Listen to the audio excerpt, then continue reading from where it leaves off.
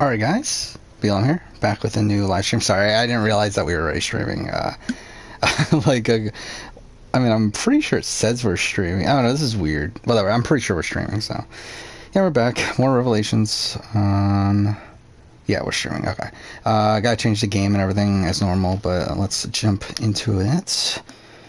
Alright, so, yeah. It's been a day, or 2 days, or whatever. Last time I streamed was on Tuesday night. It is currently Thursday night. And I do apologize for missing out yesterday. I did say I was going to stream yesterday. That did not go according to plan, and we'll probably talk through why in a second. Just got to get everything sorted here. Okay, that's good. Let's go here. And we gotta check the stream itself.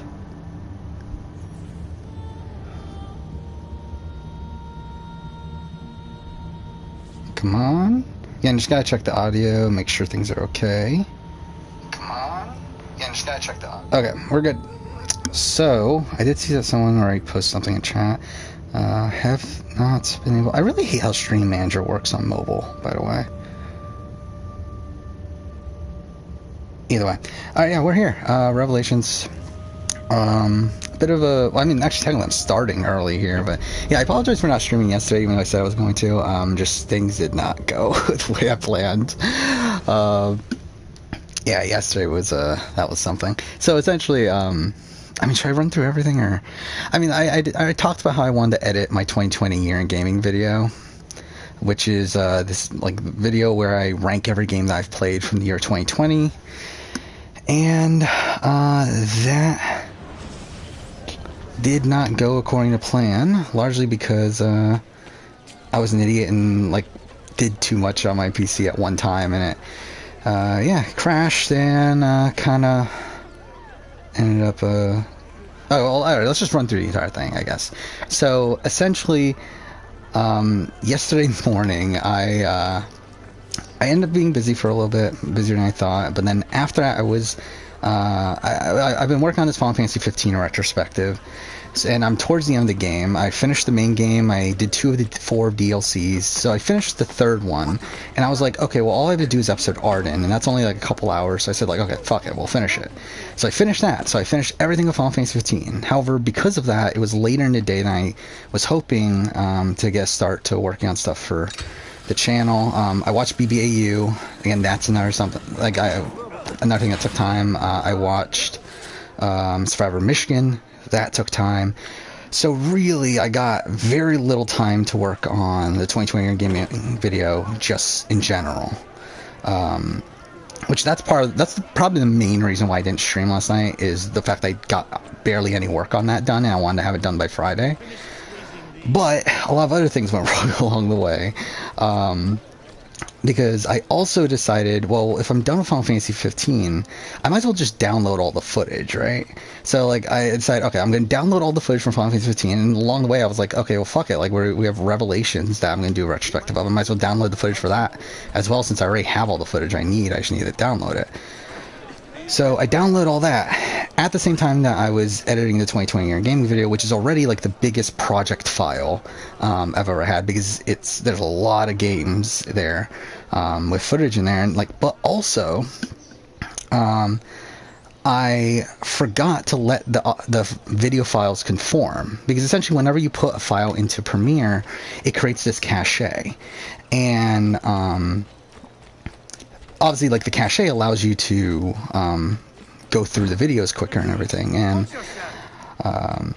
like, it just speeds up the process and speeds up how fast, like, Premiere works and everything. And the problem is that while it's actually conforming, it slows down my PC a lot. Like, it takes a good chunk to conform, and like, it's so weird how like the cache ends up being like double the size of the actual initial file. And like, again, like, I completely forgot to, like, I conformed the stuff that was in the 2020 year in gaming folder. I forgot there was a lot of footage that wasn't in that folder, namely the footage from all the games that I've already done videos of in the past. So like Last of Us Part 2, AC Valhalla, Cyberpunk, Final Fantasy VII Remake, like a whole bunch of games like that. And because of that, like essentially, like I just think I like put too much on my PC to be downloading like what, like a good like 60 hours worth of game footage, trying to edit a video at the same time that all that footage was conforming, while also like watching a live stream in the background, like doing other stuff. It's like my computer pretty much broke, and yeah, that was not great. And then so like eventually got to a point where I was like, okay, well, I'll wait until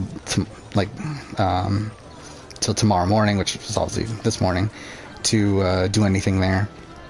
And I was going to edit it this morning before work, or for a little bit.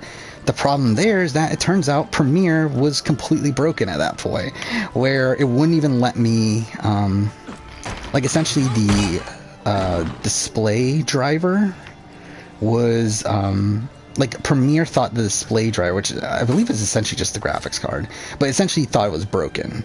So it wouldn't let me, it would still let me edit the video. It's just I couldn't see the video while editing, which obviously for a video game video where I'm trying to have footage and relevant footage in there, it's like, that's not ideal. Like for a Survivor video, it's like, it's fine. I could probably work it out, but again, for a video game video, it's not going to work. So I had to figure out how to fix that, and that took up like 2 hours this morning.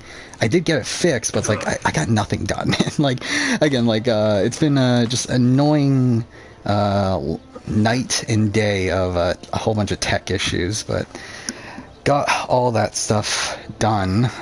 So I mean, tomorrow I should have should have time to edit the video. I have 9 minutes edited right now and I have an hour and 20 minutes left of audio left, so it's like I'm probably not finishing it tomorrow. Like, that's a lot to do in one night. But we'll see how far you can get. But yeah, I mean, that's essentially been the last day. I mean, as I said, I watched BBAU, I watched Survivor Michigan, I watched the Challenge All Stars this morning. But again, outside of that, it was pretty much just, and outside of work, which I just got out of not too long ago, it was pretty much just working on fixing my PC after I pretty much broke it last night. So that was fun. But yeah. Again, it's entirely my fault though. It's like I'm just an idiot. Like I literally like I knew I was putting a lot on it, but I was like, well, I feel like I should be able to do it. Like I feel like while everything will be slow, it's like I feel like it should be good, but now if it just like it completely broke it by the end of the night. To where like Premiere wouldn't open anymore.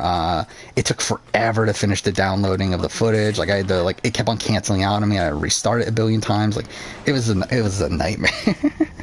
But that's done. But yeah, okay. So yeah, we're gonna continue on Revelations. I don't even know what I'm doing, if I'm being honest. Like I've barely been paying attention to the actual game. I already finished the peer review submissions, right? I mean, should we do? We need to go to a bookstore, I think. Well, actually, we haven't even liberated the city yet. I guess that's another thing we need to focus on. Actually, we need to upgrade our... Oh my god, there's so much stuff. To be honest, Revelations is probably not the best game to be streaming 100%.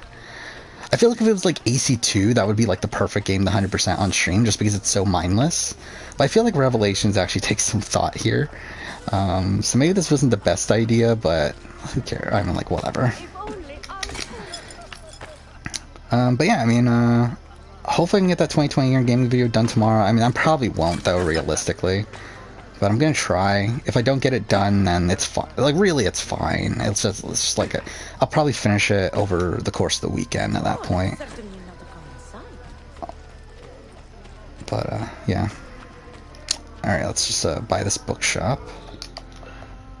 Oh, I don't have money. Oh, fuck. Aw, okay. Oh yeah, I bought the crossbow. I'm an idiot. I shouldn't have bought the crossbow so early. I should have invested the money and then whatever. Okay. How much money do we have in the bank? Whatever. We'll check the bank. Yeah, I mean, just yeah, a lot of tech issues recently. That's really what I've been focusing on. I was gonna start playing Mass Effect 1 Because, oh, yeah, that's another thing. That was a factor in why I finished Final Fantasy 15. I decided to finish Final Fantasy 15 was because my copy of Mass Effect finally arrived fucking 5 days late. But that arrived, so I was like, kind of want to play it at some point, so I was like, okay, let's just finish Final Fantasy 15 so I can play Mass Effect, which at this point I haven't even started, and I probably won't start tomorrow, so yeah, whatever. I mean, like, it's not really that stressful, it's just more so, like, minor annoyances that, I don't know, it's just like, it's not a big deal, it's just like, it kind of just wasted time, more so than anything. And, like, really, it's a lot of, like, me, it's more so, like, self-made pressure, because, like, realistically, it's like the 2020 year in gaming video doesn't need to be done anytime soon. I mean, it needs to be done soon, it needs to be done by next month. But, like, it doesn't need to be done this week. It's more so, like, I put my own, like, I have my own, timeline that I like to keep. What am I doing right now?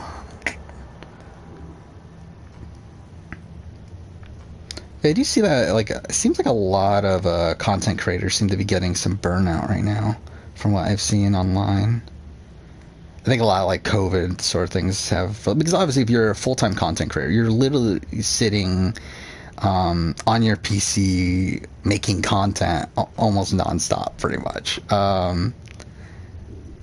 Especially, like, content creator during COVID where you can't go outside, and, I mean, like, obviously now it's obviously a lot more lenient, but, like, I could see why, like, people are getting burnt out from doing it full-time during COVID.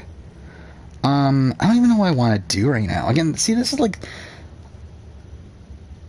Should I even bother with 100%ing it? I'm debating how much I really want to do here. Because, like, now that I think about it, it's like, there's a lot of stuff that's, very time... Like, it wastes a lot of time in this game. Did we not do the Vlad the Impaler? We did. Why does it say 0%? Whatever. We should get the memoir pages, right? Oh, wait, that's why I wanted to get the bookstore, was to get the memoir page map, right? Oh, yeah, hey. Yeah, it's been a while, right? Zendy Twitch, it's been like, probably since the Brotherhood streams, right? Yeah, this week's schedule for streams has been really wonky. Like, it's funny, like, I'm essentially streaming on the days that I did not plan on streaming. Like, that's essentially how this week turned out. Where, like, I streamed on Sunday, Tuesday, Thursday, when I've said in the past that Monday and Wednesday are, like, the two most likely days that I'll stream. Yet both of those days I end up being busy with videos, so, that's what kind of held me back there. Yeah, so essentially I'm, like, streaming on days that I'm working while, like, not streaming on days that I'm not working, which is, like, kind of bizarre. But yeah. So, yeah, I mean, we can talk about whatever. I mean, video games, Big Brother, Survivor, whatever there is to talk about.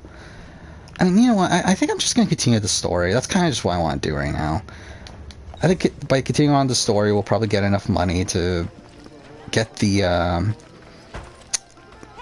wait, the map to the memoir pages, that is in the game, right? I don't have to look, whatever. Well, we'll just continue with the main story for now.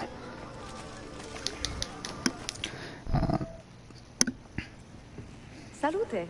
I am closing in on yeah, like, usually, yeah, time has also been weird, too. Like, I think on Tuesday I start, like, right now I'm starting early-ish, like 10:50, I think, or something like that. Yesterday, or Tuesday, I ended up streaming late, right? At 12 something. Because I had some stuff come up right before it. I was going to start streaming around that time, but again, some stuff came up right beforehand. I was like, okay, I need to get this done first. I don't even remember Sunday at this point. But... Sophia, what happened here? That happens once or twice a year. You've watched BB-8 and 14? How do you watch, like, that's like what, like 60 episodes of TV? This time, they made off with a portrait of somebody. I mean, to be fair, I mean, like, since you've watched me last stream, I've probably watched, what, 4 episodes of BBAU? Or 3 episodes of BBAU. I've watched the Challenge All-Stars. I've edited, like... He should be close by. Actually, yeah, when was that stream? That was Wednesday, right? Well, If So you I've happen to edited like find 4 anything videos else you since then. want, meet me I think, or three. We'll be long enough. Yeah. BB20 is your favorite season, BB14 is second favorite. Yeah, I mean, both really good seasons. My problem with BB20 is the back half gets really slow, especially like after Scotty eviction. It's like the season gets pretty slow where it's like at that point it's just a steamroll for Tyler. It's just a matter of who he gets to the end with. But yeah, I mean, like the pre-merge of that season is incredible, and like I see a lot of people like really sour on the season now because of how boring that stretch is, that back stretch. But for me, it's still like such an incredible pre-merge, like or pre-jury, whatever. I think it's the best pre-jury phase in the history of Big Brother. And then you also have like some pretty good like early jury rounds, but then yeah, it does like pretty much die in that. Where is it, Labro? I mean, I guess the Brett eviction is like kind of okay, but it's like it's an obvious eviction though. I think it's like Do not need to. I will just keep hitting it's like kind of you until obvious you where go. that's going. I found that. I mean, someone gave it. Get your story Maybe straight 8 is your before you lie favorite. to my face. Oh, BB Can player ranking. Yeah, I forgot that came out. Do Yeah, not since care I last how you got the streamed. painting. Tell me where it is. Which I mean, it's performing like adequately. I would say that like it performed really well off the bat. Like off the bat, it was like it was almost neck and neck of my season ranking in terms of the comparison. Our season review, sorry, the season review of BB Can 9, which I think is pretty good. Like considering it's like almost 2 weeks out from the season. Like the fact that player ranking was like pretty much matching the review, that's pretty good. It did really slow down today though. Like today it's like I think it went from like being only like 100 views behind to like 600 views behind. So yeah, like today wasn't the greatest day for it, but like overall I'm pretty happy with how the video performed considering again it's been like again 2 weeks since the season ended. Like ideally this video would have come out whatever, I don't care about the full sync. Ideally this video would have come out the Wednesday after the review, and that's the way I typically would try to do things when it comes to these player rankings. The problem was the circle, and the question is, do I give up on the circle video or not? Because like essentially like releasing it now would have been like what 3 or 2.5 weeks after season ended, or 3 weeks, yeah, it would have been 3 weeks after season ended. And like that's essentially like just leaving that video to die. So it's like I just felt like it was the best move to try to get that one out first, and then oh wait, let's go down here actually. Game, are you really not gonna let me? Okay, thank you.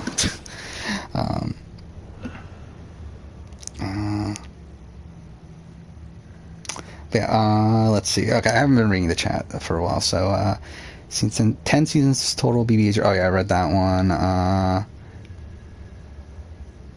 Yeah, I really like Tyler. I mean, Tyler. I fear that like this will come off as like me like being this like. I mean, like okay, like Taron Armstrong's been like really criticized for being this like Tyler. Like this massive like Tyler supporter, and to be honest, I'm not like really in that boat. But like, I mean, I still do love like Tyler as a player. Like obviously BB22 is very wonky. Like everything that happened in BB22 with like him wanting to like telling Bailey and Devon he wanted to quit to support like the BLM movement, and then like backing out of that, like all that's terrible. Like that's really like a bad look. But from everything outside of that, I do love Tyler. I think Tyler's a great player. I think he's like a interesting character. Like he's not like the most dynamic character, but he's a great like straight man, especially on BB22 where there were so many other like there were some wacky characters, but also like some really bad players, and like just seeing him react to the other bad players like was pretty fun. Like I do love Tyler as a whole. And like if I were to do a favorite player ranking, which I will like I'll probably do at some point, I'm sure. Like it's not in the cards right now, but like I'm sure like I'll do a video down the road of like my favorite Big Brother players, favorite Survivor players, like in terms of like my actual like how much I like them as characters and players on the show. Tyler would be very, very high. Like I think Tyler would probably be like definitely top 10. I don't know how much, like possibly top 5. Maybe higher. I don't know. But I think he would be pretty high. What am I doing right now? Okay, so I need to... Oh, wait, so he's level 9, right? That one guy was level 9, so I think... Do we need to make him level 10? I don't remember how this game works, actually, with the Master Assassin missions. Well, either way, we still need to level up the other two. So let's go ahead and... How much XP is this? 1500? Oh, that's a lot more. Okay, yeah, we'll do this. That's not great. Okay, I guess we can't do that just yet. 1500 XP doesn't seem like a lot. What about this? That's even worse. Okay, yeah, I guess we can't do that one either. I think we're gonna have to settle for reclaiming the city. And then... fuck, do I need to use all of them? I guess I do. 350. I don't even know if that's worth it. Yeah, screw it. Well, we'll do it anyway.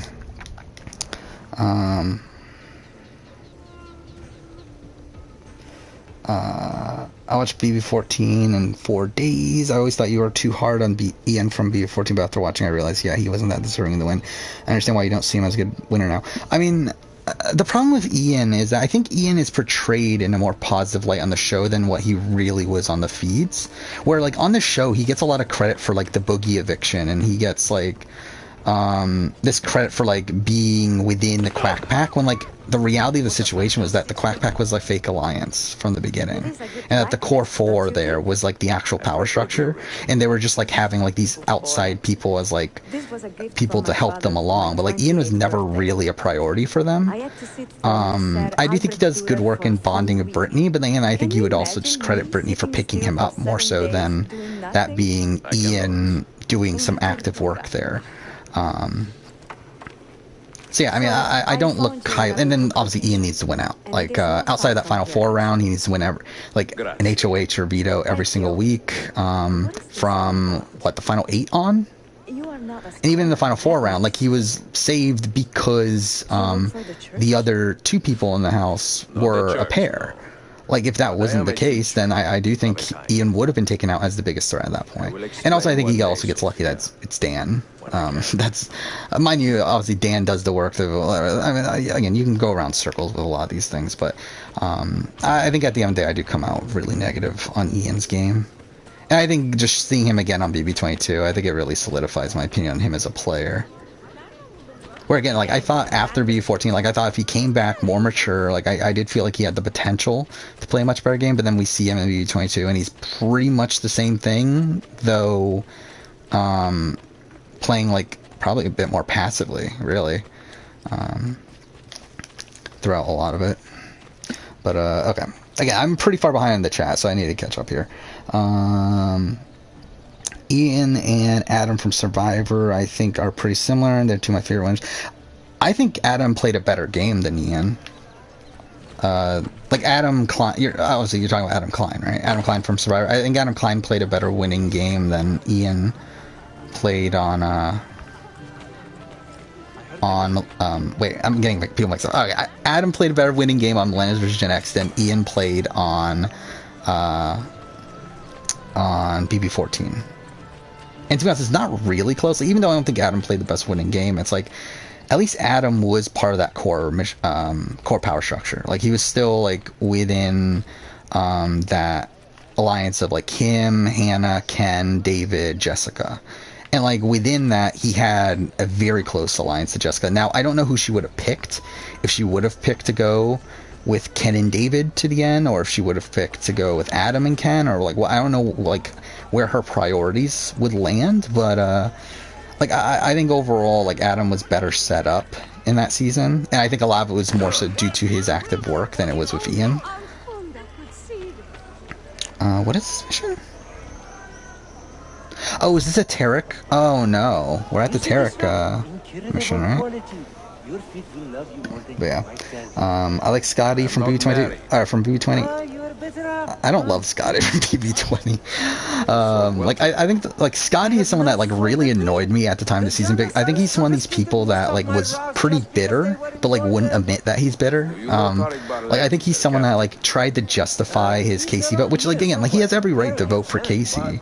I don't fault him for voting for Casey, but his rationale very much came off as like him being bitter at Tyler, but he wasn't willing to admit that he's bitter at Tyler. Like, I have so much more respect for people that are willing to admit to their bitterness. And like Scotty's one of these people that like wasn't willing to do that. Plus also he tried to use like Paul as a rationale from like seeing how was it Josh won over Paul, and like that was like kind of part of his mindset too. So it's like, I don't know, I just overall like didn't love Scotty's like jury this like decision and everything, like everything he does in that portion. But like on the season, like he's fine. I mean, it is funny to me though. Like the thing that I always find funny about like him and Tyler's relationship is that him and Tyler were never actually that close, but like a lot of their relation, it's so weird because like obviously like as I said, like I do think Scotty was bitter at Tyler, and a lot of that came from like Scotty's perceived relationship with Tyler. The thing is though is that they were never actually that close, and it was really Tyler using Scotty as someone to throw people off the scent of him and Casey and him in like level 6 and all this sort of stuff. Like it was this thing that Tyler made up. Like he was like pretending he was close to Scotty to everyone else to make them look like a pair over like his actual pairs in the game. And like because of that, Scotty caught wind of this and was like, you know what, we are close. And like through that, like he eventually like started actually thinking, yeah, we are really close. And okay, I fucked that up. Like it really all comes from like this like it's like his perception of his relationship with Tyler came from Tyler's essentially making up their relationship. Like it's really bizarre to me. Maybe because I haven't seen 20, but him in 22 doesn't seem amazing as a player. But also TV wise, not. Yeah, he was pretty boring in BB20 too. I'm assuming you're talking about Tyler. Yeah, I mean, like, I think you got to watch BB20. I mean, BB20 is the season of Tyler. Like, I mean, BB20, Tyler plays one of the best games in the history of Big Brother. Like, he is guaranteed Final 2 by the time of, okay, he's guaranteed Final 2 by the time of, what, the Final 7, right? I think even, well, actually, Final 6 for sure. Final 7, like, he was, Haley would have considered it. But final 6, like Brett takes him to the end. Sam takes him to the end. Angela takes him to the end. JC takes him to the end. Casey takes him to the end. He wins the game at the end, for sure against Angela, probably against Brett, and probably against Sam. The problem with him is that he picks the wrong people to go at the end with. Like, he literally goes to the end against the two people that he has the hardest time winning against. And he loses against both JC and Casey. Mind you, I think he would have had a much better shot. Like, he wins. I think he wins against Casey if it had been the old jury format. If he had gotten more time to explain his game. Like, as we see that Haley flips her vote at the jury questioning. Like, I do think if she had more time to talk to the others, I do think she could have convinced Fessy and possibly Scotty to vote for Tyler. I do think Bailey was another one that was like leaning, like she was like so solid in voting for Casey coming into that, and then was kind of flip-flopping by the time they got to the vote itself. So I think Tyler, I have a lot of faith in Tyler having I have a lot of faith in Tyler winning the game had it been the old jury format. But it's not, and I think you got to fault him for that. But like, I think it's an insanely impressive game that Tyler plays. Not even just in terms of positioning there, but like also like he dictates the action for that entire pre-jury phase of the game. Like he does have a very wonky week in the Bailey boot week, but it's like it's such an impressive game. But yeah, what else is there? Again, I'm so far behind the chat right now. Corey is boring to Tyler, who is just entertaining enough to watch. I mean, like, Cody is such a strange case because it's like I think everyone says Cody is boring, and like, yeah, he's not like the most interesting person in the world, but I never found him like truly boring. Like, I think like Cody streams on Twitch, and like I've watched him stream on Twitch and like stream with like Bruno and Taryn and stuff like that, and like he seems like an entertaining guy during those things. And like also if you see him like in confessional, like he at least tries to bring some entertainment. Like he's not like this really boring, like generic, good-looking, like douchey guy. Like he's like this, like I do think he's more entertaining than people give him credit for, or at least he tries to be more entertaining. Obviously, like whether or not you're entertained by him is like up to who you are as a person or whatever. But like I don't find him to be the most boring person in the world. Like obviously he's no Paulie. I mean, I'm just gonna let myself die, by the way. But I mean, who's Paulie?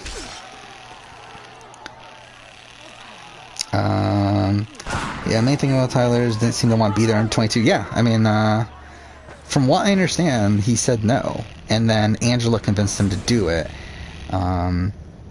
Supposedly to, again, obviously, like you can't really trust this part of it, but like supposedly to promote her cookbook and that sort of stuff, and like to build up their brand recognition. Like that was supposedly the reason why he was convinced to say yes, but. Yeah, I mean, like he clearly did not want to be there, and I think that's the tough thing to really assess in the players, like, because I think in general, I think Tyler coming into like any given cast, if he can play like he played in BB20 and like actually care, I think he is one of the best players of all time. But it's like he doesn't want to, like he clearly didn't want to play in BB22.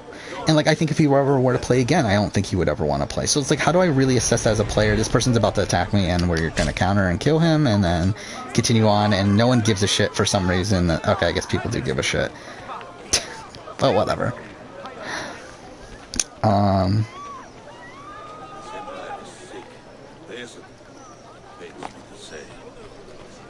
Yeah, what else is there?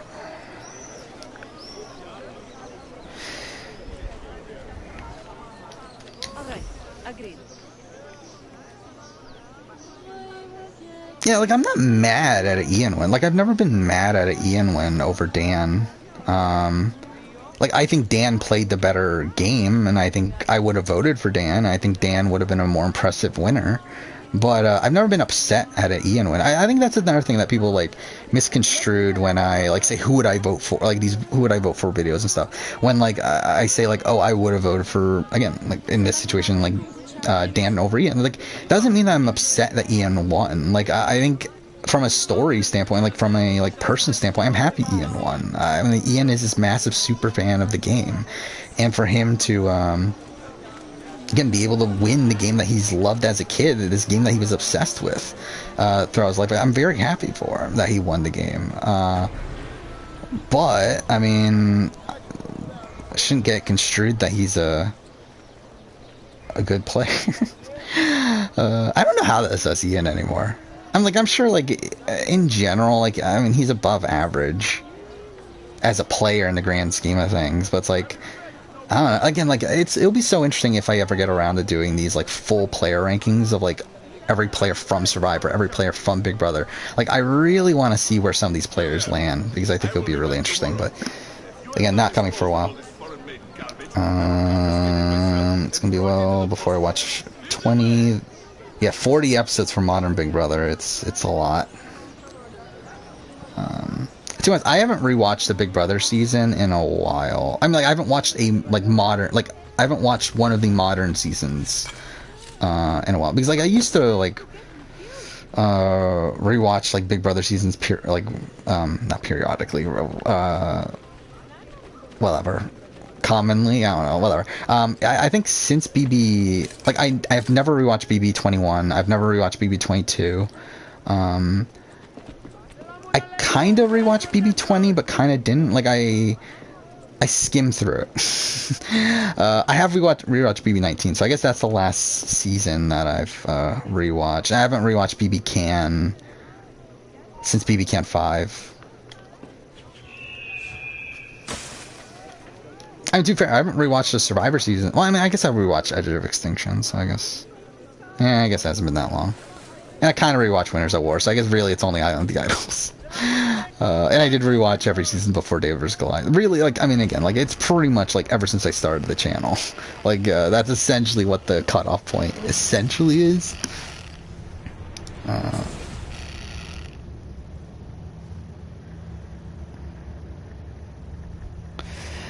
Yeah, again, like, everyone can rate their winners their own way. I mean, you can add in character. Again, like, obviously, like, it's not the way I do it. The way I do it very much frustrates people, but whatever. Oh, what the fuck? I don't even know if I want to bother trying after that. Like, what the fuck was that? And he's not even gonna shoot me either. I mean, like, whatever. I'm just gonna let him kill me. Yeah, again, you can do whatever you want, obviously. I mean, like, I rank on dominance, and again, like, this is the thing. Okay, I never even got the, like, I love how, like, I started talking about this last stream, but I never actually fully got to explain it. Okay, so the reason I rank on dominance when it comes to winning games is because all these people are winning players. So at the point where these people are, again, and I think ranking these, wait, what? What news?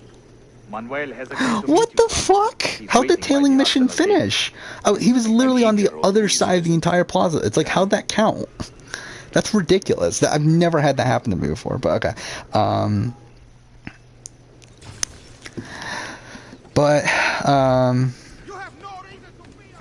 Yeah, when it comes to winner ranking, okay, why do I rank winning games on dominance? Because all these games are winning games. Like, it's like at the point where you're like, I feel like ranking the winners as players is a different list from ranking them as winners.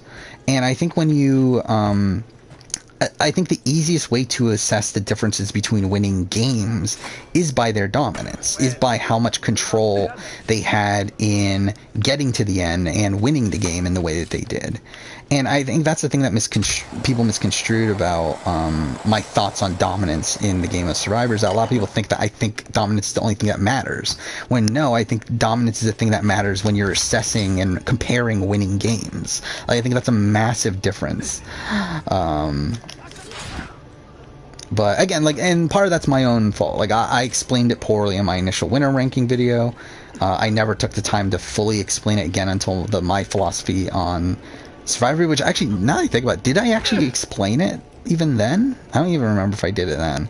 But, like, yeah, it's my own fault that people misconstrued it, but it's like, I mean, you're still misconstruing it.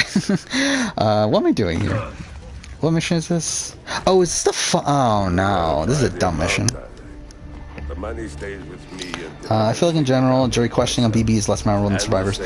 It's so much shorter than Survivors, and I feel like there aren't as many exciting moments. I agree, but I think Survivors has also gotten less interesting and less memorable ever since the new format. Count is good, Tarek. It's all here. Which, mind you, like, the new format is good. Like, the new format, the new Final Tribal format, where it's essentially more of a discussion between the players and the jury. Like, that's good in the sense that I do think it ends up with the jury rewarding the better player more times than not. Or at least the player that, like, I think it allows for the jury to gather more information, and I think make a more informed decision.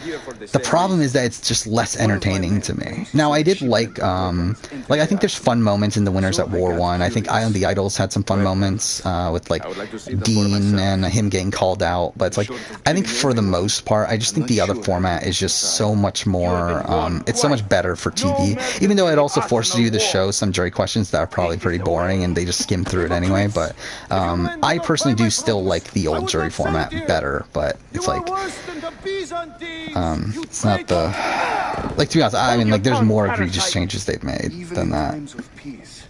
The poor are always under siege. If we inspire them to vent their anger, perhaps that will help our cause.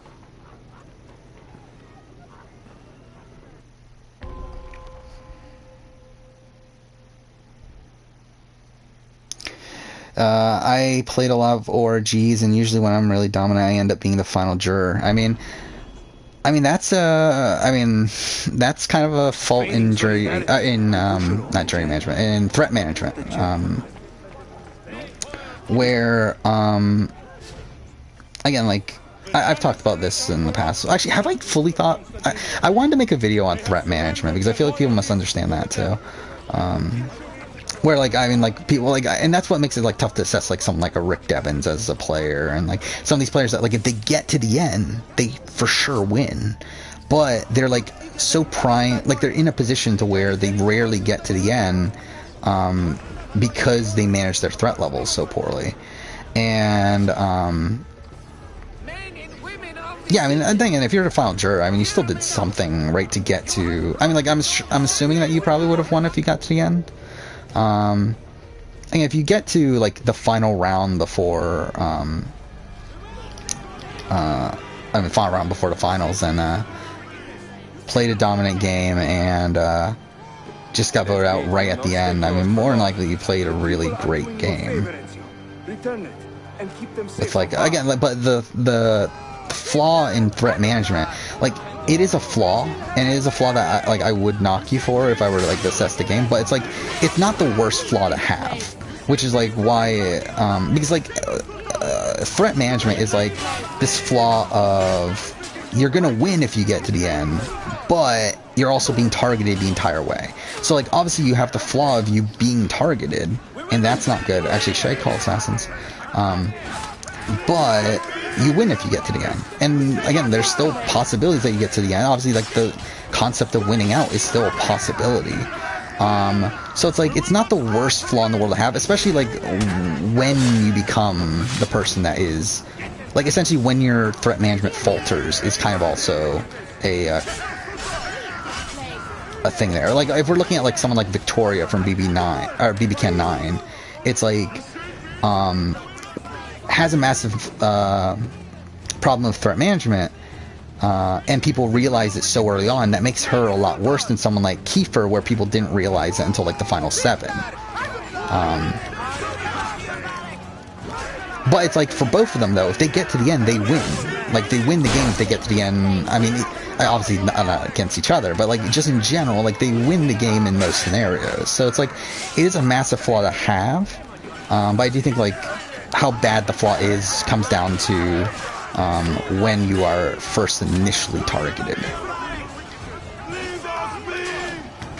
Like I think that's like to a degree that's like Rob Cesternino and like some of these like people that make it to, again, like the people that make it to the final round before the end, but like these final jurors in like real games, it's like that's usually their flaw, though there's obviously some luck involved with like especially like Rob Cesternino's situation where like he just needs Jenna not to win, and like gets unlucky that Jenna does win. Like he technically had the better odds there, but just didn't go his way. Move them back! Down, you bastard! Down the alert! Push through! But,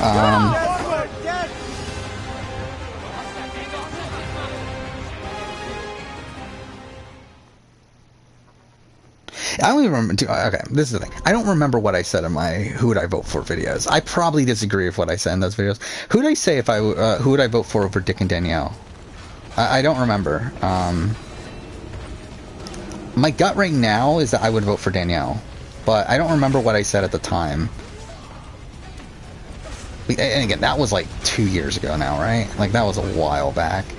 Yeah, I don't remember what I said. But again, I don't remember what I say with videos that like literally just happened. Like I don't remember. I did say Danielle. Okay, yeah, I still agree with that part of it at least. Again, I don't remember the actual assessment part of it, but yeah, I would vote for Danny over Dick.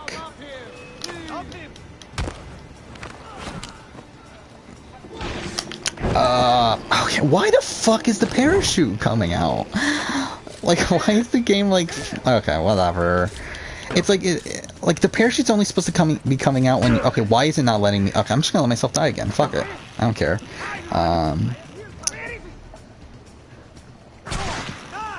I think BB, you could vote for anyone. It's just confusing saying Dick was self-interested and he wouldn't have one. Had Danny left, he wasn't winning out. If Danny.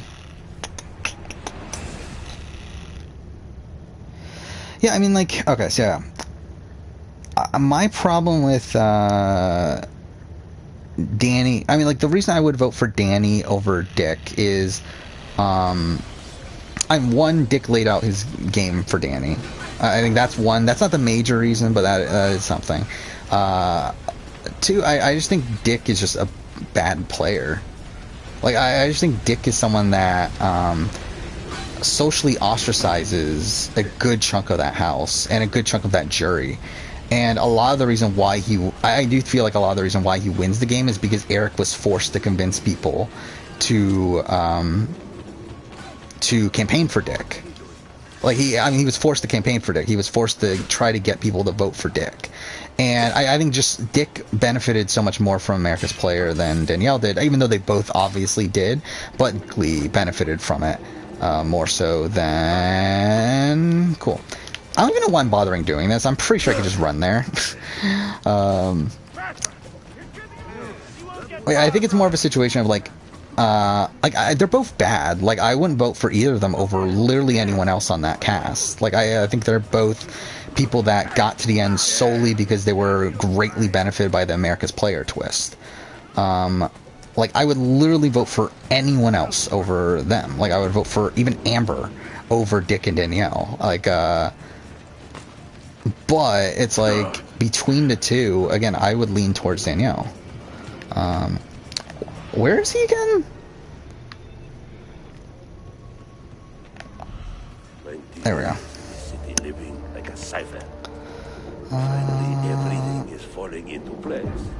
When the Paleologos line is restored, Manuel. Yeah, but that's the problem. He wasn't self-interested. Bring it back.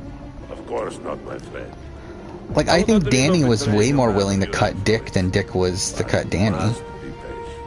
And obviously, there's the real life situation in there. Like, like, to be honest, I don't even think that really should be a factor. Just because it's like, like their father-daughter. It's like, what are you gonna do there? It's yeah,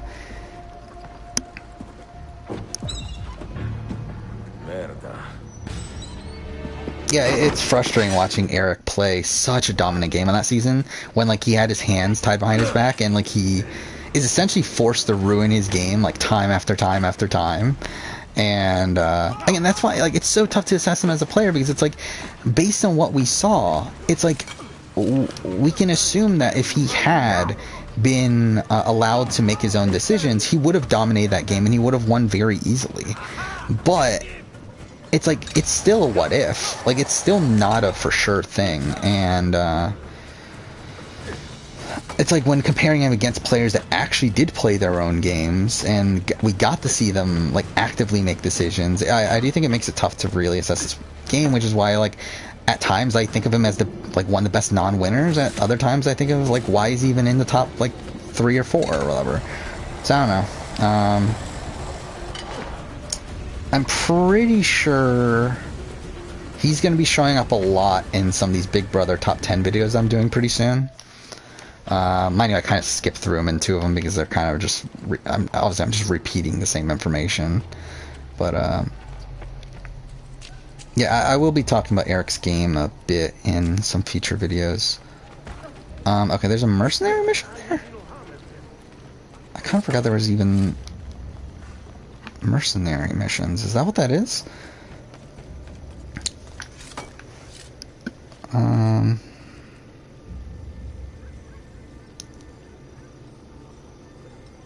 Yeah, he's not a legend. I mean, like, he can't be a legend. Like, he's only played once, never actually even got to play his own real game, and like, he's not like a figure that the general public remembers anymore. Like, Dick is more of a legend than Eric is, even though Dick is a much worse player than Eric. Use them as clubs. Calm, friend. Yeah, he's not top 10. I did put him on my initial top 10, right? I kind of regretted that since. But, like, I think he's top 20. Boy, We can get Possibly your top son back, 15. but only if we He's, like, hovering around that range for me. Evet, of course. If you lead, I will follow. I forgot this mission even existed.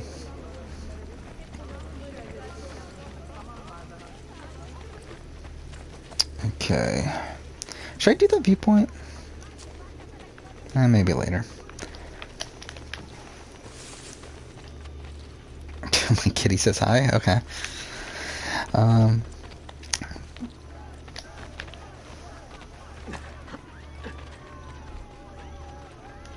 I don't know, I think Dick is a bad player. I genuinely think Dick is a bad player.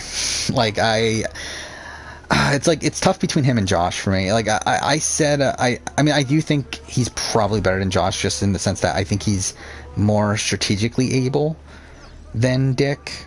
Or than Josh, but I think fuck, I'm getting the names mixed up now. I think Dick is I think he's a bad player. Again, like, when we look at his two games, again, one is so greatly benefited by America's Player, which is something that is so random and something that he could not have predicted, and things that even to this day he won't admit that he was benefited by America's Player. And he blocks people on Twitter for mentioning that he was benefited by America's Player. And I think that also shows a sign of just a complete lack of self-awareness that he has. What am I doing right now? I have no clue what I'm actually doing. What is the point of this mission? Is he breathing? Does he live? Like, I'm pretty sure it's like to save these guys, right? He may yet have a pulse, but I am not trained for such things. Like, and I should, and this is something I think I mentioned in the past. Most players are bad players. Like, I think most players of Big Brother or Survivor are bad. Like, I think when we, like, again, if I eventually do that player ranking, I think a good 3/4 of the players that have ever played Big Brother and Survivor are probably bad at the game. Like, I talked about this, like, the top 100 for Survivor. It's like, is number 100 even a good player? Like, I do think there's an argument. Like, I think most players of Survivor Big Brother are bad players. Like, I don't think the majority of players are good players. If so, there may be a remedy. Obviously, like, if you're doing it on a scale of, like, okay, well, this person's average, this person's above average, like, yeah, I mean, like, I think some above average player, I mean, there's, like, players that are above average, I think are still, like, at the end of the day, bad players that have a, like, relatively low chance of winning any given season. Like, I just think that, like, most players are bad. Like, I think there's really, I think most seasons of Big Brother Survivor, like, there's only, like, 1 or 2 good players on that cast. Then there's, like, a decent amount of, like, replacement level players, which, at replacement level, like, are you good? Like, I don't think you're a good player at replacement level. You're just, again, you're a replacement level. Like, you're fine. I mean, I guess, like, bad player is probably, like, probably not the best way to phrase it, but more so, like, not good. Like, I don't know. I think most I think most players that play Big Brother and Survivor don't actually understand the game of Big Brother or Survivor. Fuck up. Where am I going? I'm gonna fail this mission because I have no clue where the fuck I'm going.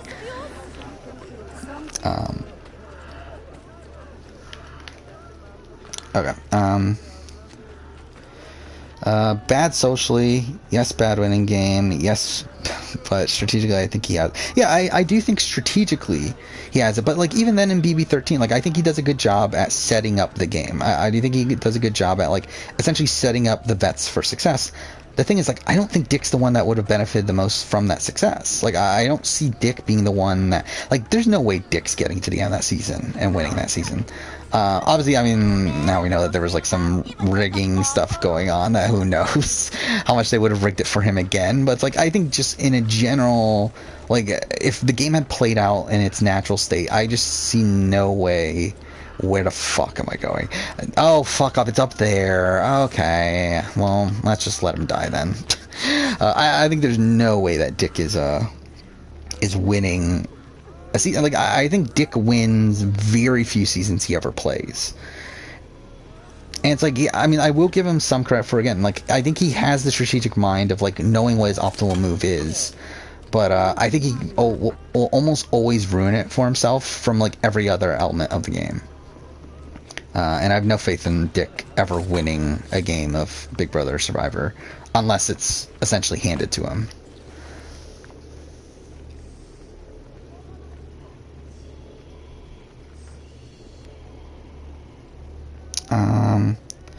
Yeah, true, I heard him say he has to play 2 games on Dick and Night, and he says he has the hardest game in the house.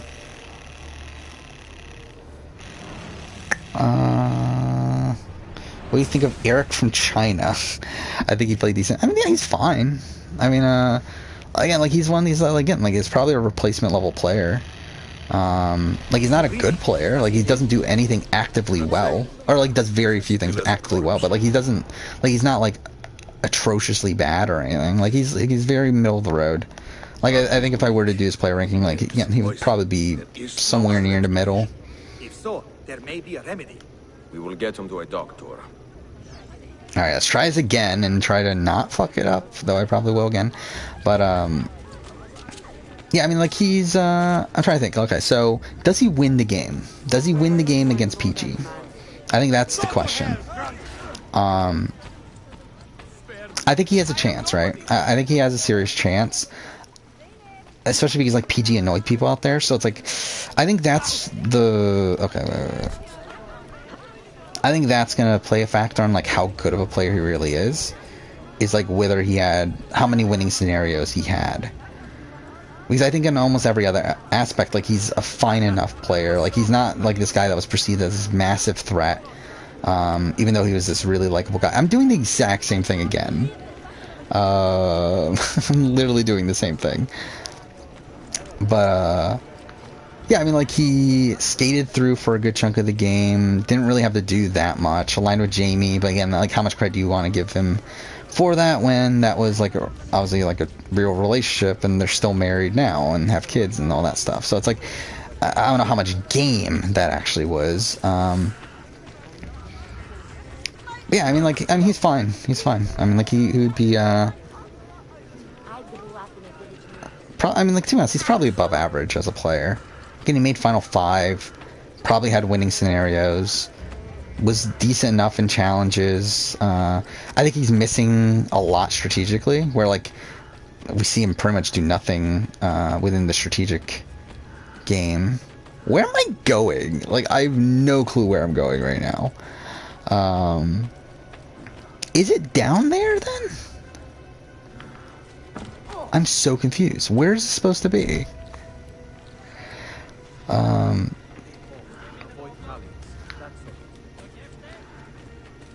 Here? Maybe?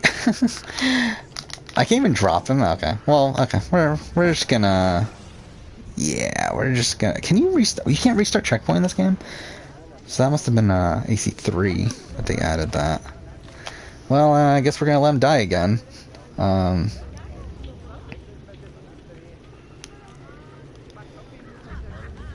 No, I wouldn't play Big Brother. Like, I would never play Big Brother. I mean, like, again, I would play Big Brother. I'm more likely to play Big Brother than Survivor, I feel like. But, I don't know, though. I would probably want to play Survivor more. I would lose my mind on Big Brother. Like, just being in that house with, like, pretty much nothing to do for 90 to 100 days, it's like, I just couldn't do it. Like... and also I'm very claustrophobic. I get very, like, I do get, like, panic attacks when I feel like I'm stuck, in a certain situation, and it's like, no, I can't do Big Brother. It's like, I like, legitimately can't. Like, I feel like I would, lose my, like, I would literally lose my mind on Big Brother. If so, there may be a remedy. We will get him to a doctor. Like, again, I feel like I'm more willing to do Survivor, in terms of the, like, I would just, in general, be more willing to do Survivor, but I would do so much worse on Survivor. Like, I think I genuinely have a chance on Big Brother. I have no chance on Survivor, I don't, or at least I have very, wait, what?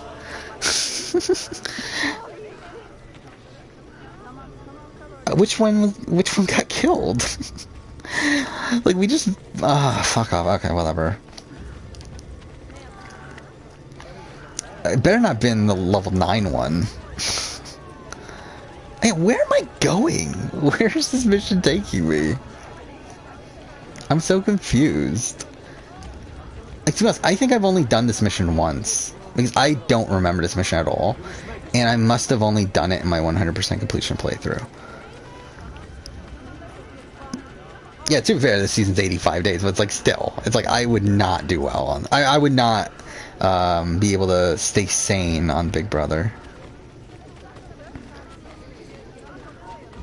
Which, by the way, yeah, I believe that puts us at a finale of September 29th, right? Which I think I need to adjust the schedule because I actually thought it was going to end a week earlier. Which also means Survivor starts a week later, right? So yeah, I need to adjust the schedule a bit.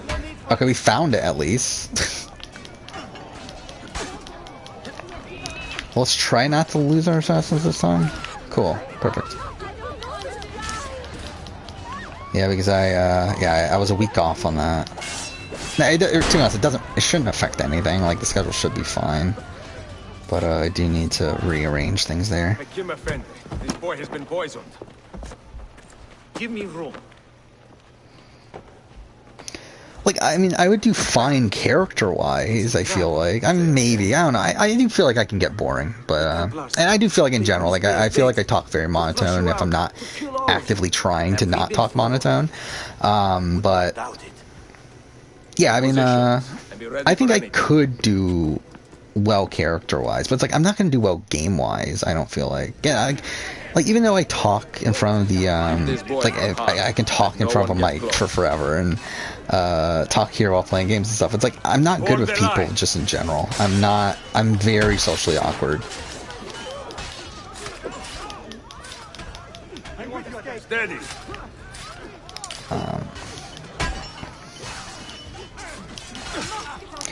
And to be honest, I'm also just like genuinely I'm not a good person. Like, I'm not a nice person. Like, I'm not the type of person that if I walk by someone I know on the street, I'm probably gonna try to ignore them. Like, I'm gonna try to like not have to bother to talking to them. Like, I really don't want to bother with it. Like, I just don't like interacting with people most of the time. Which again is ironic considering that again, I talk about these social strategy games, but I just genuinely don't like people. Like, especially like just any like obviously, like, if I'm like really close to someone, then obviously that's something different, but it's like just in general though, I'm just not good at like also I feel like I'm not good at like making deep bonds with people. I feel like that's another thing. I'm like I'm very like I'm okay surface level, but I think once we get beyond surface level, I'm not really that good. And I feel like, again, I feel like I'm okay, I'm fucking this up. But even like getting beyond the fact that I'm probably going to be looked at as like a physical weakness and like all that sort of stuff, it's like I think just going beyond that part of it, I'm just not going to be able to socially integrate well enough on Survivor. While, again, like, I think Big Brother is a game that fits to what I need it. Like, because Big Brother is a game where you have this HOH, just one person that controls the nominations. Usually the people nominated are, I mean, I guess it matters what season, but I mean, I could see myself being nominated the first few weeks. Again, for those similar sort of issues. But I've talked this before. I can see myself playing a Steve Moses game. Like, that's essentially the game I always wanted to play. And I could very much see myself replicating the game again. Like, I feel like I'm a different person than Steve. Oh, okay, fuck off. But I feel like I could be perceived in the same way that Steve is. Maybe, I mean, like, I think maybe not as innocent, but I could still come off it. Like, I feel like I play dumb pretty well. Like, I play, like, I can play a doofusy sort of character pretty well. Now, will that last 85 days? I don't know. And to be fair, you don't want it to last 85 days, though, do you? You just want it to last, like, the early stretches of the game. Yeah, I'm like, I don't know. I feel like Big Brother's more so the game for me, even though I'm more willing to play Survivor. Though realistically, I'm not really willing to play either of them.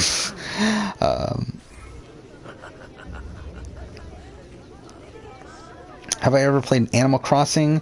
Not really. Like, I've played, like,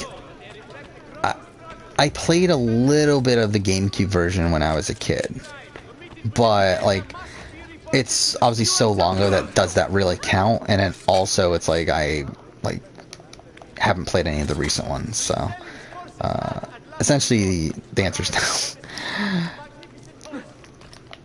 no. That's Animal Crossing New Horizons, actually one of the games that I mentioned in my 2020 year in gaming video of the games I did not play from the year of 2020.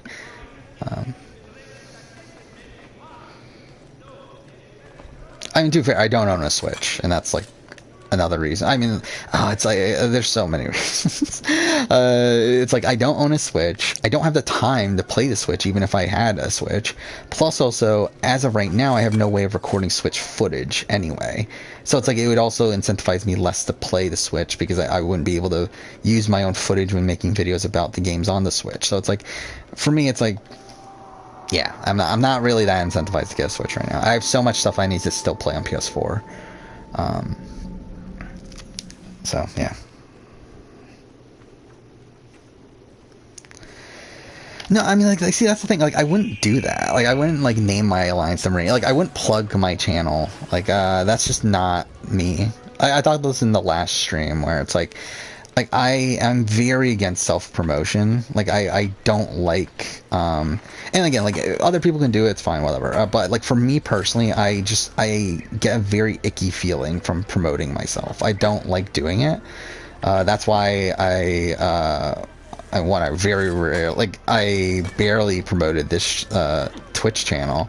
But, also just in general, it's like, I've never posted a video of mine to Reddit. I've never, I still haven't even posted on my Twitter. Like, I have a Twitter that, it was my own personal Twitter that I changed to the Maranian Review, with the intention of using it, as a, like, to kind of keep up with, like, kind of, like, update the audience on what I'm doing. I still haven't used it. Like, I probably, like, I thought about using it to at least update people on the Twitch streams and stuff, but, yeah, I still haven't used it, like, I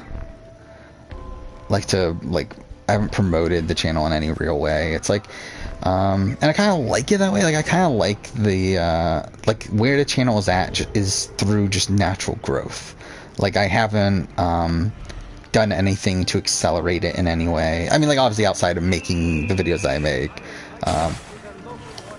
like, and to be honest, like, in a way, it's an ego thing. Like it's weird. Like, I always call, like, I feel like I am a narcissist, but I'm not a narcissist in the way that many people consider, like, that many people look at narcissists. Like, I'm a narcissist in the sense that I only care about myself, and I only do things because of myself and my own opinions on things. But it's like, I'm not someone that thinks I'm the best person in the world. I actually think the opposite. I'm probably the worst person in the world in a lot of things. Or not the worst, obviously, but, like, I'm not, I feel like there's so many other people that can do the content that I do, but do it better. But I'm still someone that, like, again, I'm not willing to compromise my, my view on things. And to be honest, I think that would also harm me in a game of Big Brother Survivor. Again, I think, like, someone like Latoya on BB Can 9 was someone that I kind of related with in a way, where, like, she has this, like, I don't know, moral code is the right way to say it, but, like, this, like, essentially when someone burned her, she was unwilling to even bother, like, essentially Tina burned her, obviously, and she was, even though Tina was her best way of staying in the game, she was very much unwilling to, get back with Tina to try to stay in the game. And mind you, she thought she was staying anyway, which she was wrong, but like, I feel like I very much related with that. Mind you, I do feel like I would do that in the game of Survivor. Like, if I'm playing Survivor Big Brother, I would try. Like, I mean, again, I wouldn't go out there to begin with, but it's like, if I was already there, obviously I would try my best. But yeah, I think just the sentiment, though, is something I did relate with. Where I'm a very, I don't know if spiteful's the right word. But, like, I would definitely do things just for the, just for what they represent, more so than what they actually are. What did you find? Another key? But yeah, okay, let's, again, I haven't read the chat in a while. Have you watched whole Drama Island? I have. I watched... was fun, be kind of similar to. How much did I watch? I know I watched at least season 1. I don't remember if I watched the second season. But I remember a while back, actually, it was, I think it was right before I started the channel. It was like, so I was already old. Like, I didn't watch it when I was a kid. Like, I watched it, like, when I was, like, 23 or whatever. But, yeah, it was on Netflix, right? And then I was like, okay, let's just start watching this. I think I watched, I don't remember if I watched all of season 2. I know I watched all of season 1. But yeah, I mean, it's a show that I'm not like a massive fan of, but I would be willing to watch the entire series if I had the time. And I thought about doing a video on it at some point. Like, this is the thing, this is a video series that I haven't started, and I probably won't start for a while, but like, it's a series that I've like considered doing, of like talking about these more like these scripted TV shows or movies or whatever that are related to Survivor in some sort of way, or Big Brother, or these other social strategy shows. So like, obviously Total Drama Island's one of those. You got like this, you got Circle, like the movie Circle, the 2015 movie where it's like this thriller about these like random people being put into a circle and having to vote each other out by pointing at each other, and like that's a really great movie, and I thought about making a video on that, and like that's like a thing that I've thought about doing, but again, it's not something I'm gonna do anytime soon, especially because it's like, I mean, it's a decent amount of work to put into a video like that. I mean, like maybe the Cirque one, not as much, but like Total Drama Island, again, like that's a lot to watch, and it's a lot of time to put into something that probably won't perform that well, and that I'm not like super into the idea to begin with. But I definitely would like to do it at some point. Again, like, but when I say like at some point, like that literally means like it's not coming within the next probably, what, 6 months? Or like, it's not coming before the end of the year for sure. Like, because again, I have the entire schedule for this year pretty much mapped out. Like, I have it all scheduled. Like, I do think there are some Survivor videos that might get changed, but I pretty much have the entire year mapped out already. And like, there's dates that are going to change, like for sure, because like I don't know when like certain shows are starting and ending and that sort of thing. But again, like in general, I have a very good sense of what the rest of the year is going to look like in terms of what videos are going to be made.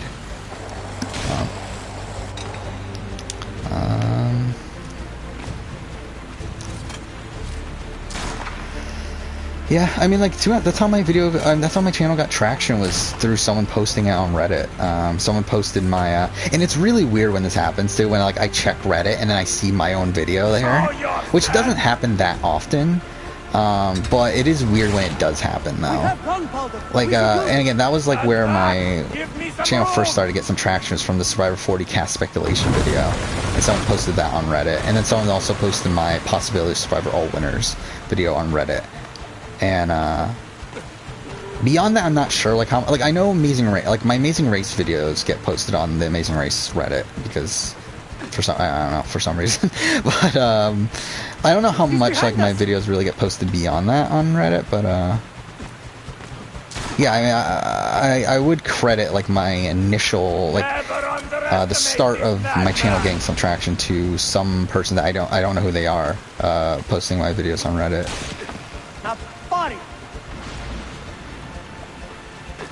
And that's why, like, and that adds to, again, like, I don't run YouTube the way most people do YouTube. Like, I don't really, like, even though there are, like, very simple things I could be doing to grow the channel, like, I'm not really willing to do them. Like, I don't care enough to be posting these videos on Reddit, to be posting whenever I have a new video on Twitter, to use the community tab and try to build, like, a bigger audience, like, bigger community and that sort of thing. It's like, I just, that's not me. Like, I mean, that's just not something that I personally am typically going to do. Which, by the way, I didn't even mention is that this is one of my favorite missions in the entire game, Forum of the Ox. It's actually probably one of my favorite, it probably is my favorite tomb in all of Assassin's Creed. Possibly. It's up there. Hagia Sophia's really good too, which we'll do later in the stream series. Probably not this episode, but eventually by the end of Revelations. Revelations in general has the best tomb missions, I feel like. I talked about potentially doing a ranking of all the tombs in Assassin's Creed video at some point, but again, that's never happened. I mean, that's not happening anytime soon, which probably means it's never happening. I believe it actually was on the schedule at one point too. I think it was like I had it on the schedule for like early 2020 at one point, and then obviously just like things change, and now it's probably never coming back.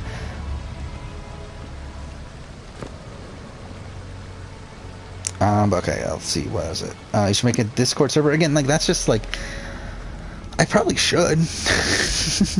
It's like the question is, do I care enough to be managing it and all that sort of stuff? It's like, that's a lot of the reason why I haven't done it. I mean, to be honest, like, that's a lot of the reason why I haven't started Patreon, too. Is because it's like, well, then I would have to, like, manage, like, all the patrons, make sure, like, everything is going well, like, everything, like, I'm keeping true to my word on the things I'm saying I'm going to do. It's like, I probably should be doing that if I want to grow the channel more, if I want to make this a more... I don't know, like a more, like make it maybe a possibility of doing full time at some point down the road, but it's like, it's just like I just haven't done it. And to me, also, a lot of it's also laziness. That's definitely a aspect of it too. Are there any DC games you'll be playing or talking about? What DC games are you talking about?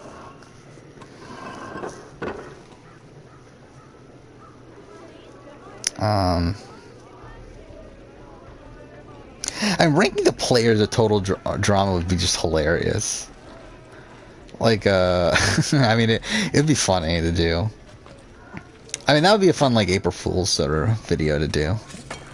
But again, like, the amount of work it would, like, again, not something I would do anytime soon, because, like, I would have to actually watch the show again. Like, I would have to watch season 1 again, or even watch beyond that. It's like, at that point, it's like, that's a lot of work to be putting in for an April Fool's joke. So it's like,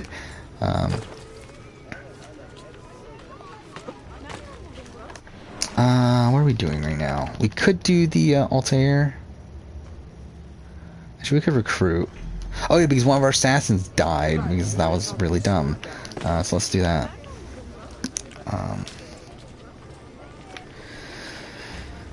Yeah, I mean, like, I'm kind of, to be honest, I'm kind of content with the channel. Like, I'm kind of like I'm kind of content with where it's at and like the content I make.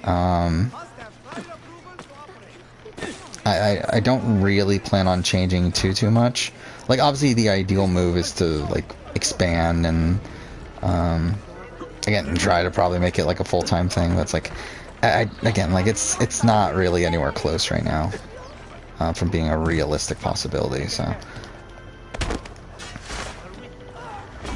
again, like I talked about this I think it was last stream maybe, that if I were to want to go full-time on the channel, I would literally need to be making like probably 5 times the amount of money that I make now.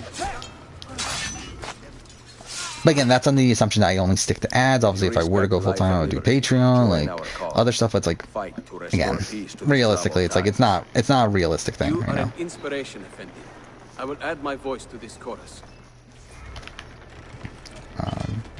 Like right now, I kind of look at it more as like obviously I enjoy just doing YouTube. Like I would be doing it anyway, but like from a financial standpoint, I look at it as more of like just like extra income, or I mean, to be fair, like the way that I currently work, again, like I've talked about this. Like I have a very flexible job that probably doesn't pay the greatest, but it's like through that and YouTube, it's like through those two things, like I don't have to worry about money. Like I'm pretty financially secure at this point. Even though, like, again, like I technically could be making more money if I used, like if I fully used my college degree and got a job that was more traditional, like 5 days a week, 8 hours a day, like that sort of thing. It's like I could be making more money, but like again, like that's just not me to really be caring about that sort of thing. Like I've never been someone that has been very career driven. Like there's never been a career that I personally cared enough about to really want to revolve my entire life around. Okay, cool, perfect, exactly what I wanted. Yeah, let's see. Yeah, because season 1 is one of the best seasons, and it's so slow. That's why I preferred World Tour, third season action, second season was mediocre to good. Yeah, I remember, like, that was season 1, right? That they ended, like, the twist that they were going to do another season right afterwards, and that's what World Tour was, right? Or that was season 2. Either way, yeah, that's, like, most of what I remember at this point. Like, I don't remember that much from it, even though I only watched it, like, probably, like, 3 years ago. Not even 3 years ago. So it's, like, yeah, I don't really, remember the ins and outs of it. Like, I don't remember most of the characters' names. But I remember, like, the archetype that they're obviously supposed to portray and, like, what they... Like, I remember, like, certain moments within the first season, but it's like, I don't really, like... Again, it's not something that I would be able to in-depthly talk about right now. I don't even know why I'm bothering fighting these guys. Like, I don't even need to be fighting these guys.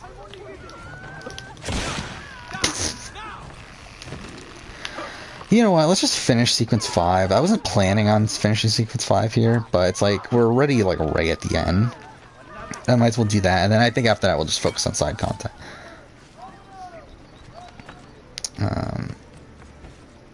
Yeah, so at least we made some sort of progress in the main story here. So we got the Altair mission. This is him returning, right? This is his return when a boss is taken over. But, if you can go to any country, where would you travel? Japan. It's not really close. To us, at this point, like, I'm not too big into travel. Like, I'm not really... Like, I feel like I shouldn't say that. I haven't been to everywhere that I would want to go. But, like, I've been to, like, I've been through most of Europe.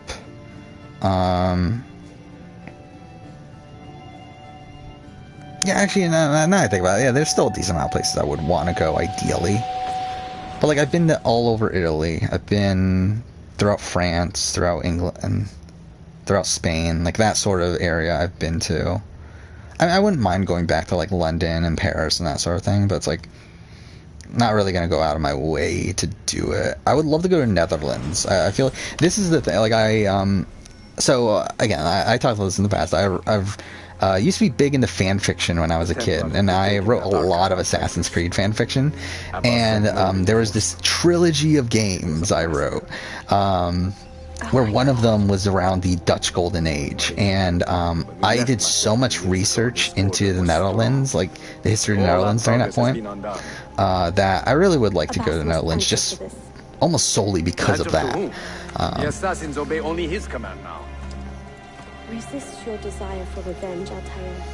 Speak truth, and they will see their error. Are there that many seasons of Total Drama Island? He deserves to die. I didn't realize there was that many. I thought there was like 4. You cannot win back the order by honorable means. Yeah, number 1's for sure Japan. Like, Japan, like, Tokyo has always been a place I really wanted to go to. Akihabara in particular. Like, I've always wanted to go to Akihabara.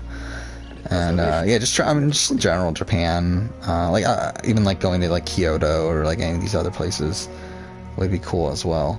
Beyond that... Yeah, I mean, Greece would be high up there, too. I haven't been to Greece. That's probably... I'm trying to think. I have no interest in going to, like, India, I don't think. Just, I think Amazing Race has kind of turned me off of going to India from watching India on The Amazing Race. Like, it just does not seem like a fun place to be. I'm trying to think where else is there. I mean, I haven't been to China, but it's like, I don't know how much interest I really have in going into China at this point, especially, like, with... But not in hiding. How wonky U.S. relations can be with China. Like, I don't know if I really would bother. South Korea wouldn't be bad. Where is our eldest son? Let's see. Know his brother is dead. I've been to Russia. I haven't been to Moscow though. But I don't know if I really want to go to Russia though. Again, same thing with like wonky U.S. relations. Like, I just don't want to bother either. Again, but yeah, Greece would be up there. I haven't been to Greece. I mean, to be honest, again, like, I don't feel like there's that many places I really actively want to travel to. Like, I feel like in terms of, like, me going out of my way to travel this place, like, I feel like Japan, probably Greece, probably Netherlands. I feel like that's probably it at this point. Like, if some of those trips, end up with the opportunity to go to some other places, then cool. But it's like I would rarely actively travel to many other places other than those. I want to go to Istanbul, but it's like again like the which by obviously is where this game takes place, is in Constantinople is now currently Istanbul. I would love to go there. The problem is again like there's probably some wonky U.S. relations involved there, but Egypt. I haven't mentioned Egypt. Yeah, Egypt too. I mean, to be honest, it's a lot of the places that Assassin's Creed has been to. My boss wants the apple for himself, not because of Assassin's Creed, but it's like it just so happens that it is also Assassin's Creed I've been to. To be fair, that's why I wanted to go to Italy, and that's why I was so excited to go to Italy. I was like, what? Like, I don't even remember if Revelations was out yet at that point. Take it. Like, I remember going to Venice. Venice was so awesome because it's like the San Marco area in AC2 is like built almost exactly like it is in real life, and it's like really awesome to see that. Believing you had betrayed him. This is a lot more brutal in the book, right? I'm pretty sure that's something. That in the book he like makes him like he brutally kills him or something. I forgot exactly what it was. But like he like cuts off like finger by finger or something like that. I forgot exactly how it went, but yeah, I mean United Arab Emirates would be cool too. Again, probably not one that like I would go like I would travel all the way over there just to go to that, but it's like again, it would be cool to go there just in general. But yeah, in general though, I'm not a big travel person. But again, Japan is definitely somewhere I would really, really like to go. Yeah, actually, when I graduated from college, that was going to be the plan there. Was to go to Tokyo. Not too long afterwards, but then obviously like I didn't go right away, and then COVID happened, and now it's like I don't know. Maybe I'll go at some point. We'll see. I believe Japan's still under lockdown though, right? Because of I believe they're even talking about like that the Olympics are probably going to be canceled again. Which, by the way, I'm a big Olympics person, which might be like a random thing to talk about. I love following the Olympics when they're on, specifically the Summer Olympics. Like Winter Olympics is just kind of like whatever. But Have they all gone mad? We have to go. I always like when the Olympics are on. I usually follow them very, very closely. Above you. Okay, cool. Oh yeah, fuck, I'm supposed to use throwing knives though. Yeah, I hate this mission, by the way. This part of the mission. Like, narratively, it's a cool mission, but like, gameplay-wise, it's terrible. Especially because like you have to stay so close to the rim here, and like if you get anywhere like too far, like you desync. And it's like it's so easy to desync here. What? How? I just love how he says "what" there. Later. First, Outlast series? No. They've been poisoned by I have them. I own them. Haven't played them. Which is kind of the story of a lot of games. Like, at this current point, I own 450 games, I believe, on PS4. And I think I've only finished, like, 200 or so. So it's like, there's a good chunk of games I owned. I have the intention of playing at some point. But I just haven't gotten around to it yet. And yeah, Outlast is one of those. I own Outlast Trinity. Watch out! Which I believe is 1, 2, and Whistleblower. It's like I own it, but yeah, just kidding. Haven't played it. Thought about there was points where like I thought about like playing it and potentially doing a video on it, but like to be honest, Outlast just in general, it's probably a series I'm not like too into. Like it's a first person horror game, right? So it's like I don't know. It's not really my thing. Was it the boss who killed like I'm my sure brother? I'll give it a shot at some point though. He killed your brother, Malik, and countless others. He is a madman. A madman with an army. He will die. One day he will pay. What is going on? I've never, again, what is going on? Like, I feel like some really bizarre shit is happening in these playthroughs. Whatever. But yeah, I don't even know how well those games were received. I don't know much about Outlast, just in general. To be honest, I remember I kind of regret buying it when I bought it. I remember that because I bought it like it's so funny because like I think I bought it in 2018. Like it's actually been that long. I think it was Black Friday 2018. I went fucking insane Black Friday 2018 and bought like way too much shit. And like it's so funny because like I had almost no money at that point too. Like again, like now I'm like pretty like okay financially, but like 2018 I was pretty much broke. Like so the fact that I spent so much money on Black Friday, I've spent more money on Black Friday 2018 than I did. Fuck, why aren't you countering? On Black Friday 2019 and 2020 possibly combined. Like I really went insane Black Friday 2018 and yeah, Outlast is one of those purchases that I made that I was like, in retrospect, it's like, why the fuck did I buy that? Like, I think it was like $15 for, which isn't that bad, like in the grand scheme of things. But again, like considering it's a game that like I don't naturally have that much interest in, I don't know why the fuck I bought it. Was it the boss who killed my brother? But yeah, I mean, again, probably will play at some point, but not a massive priority right now. You cannot run forever! Not from us! Not from your lies!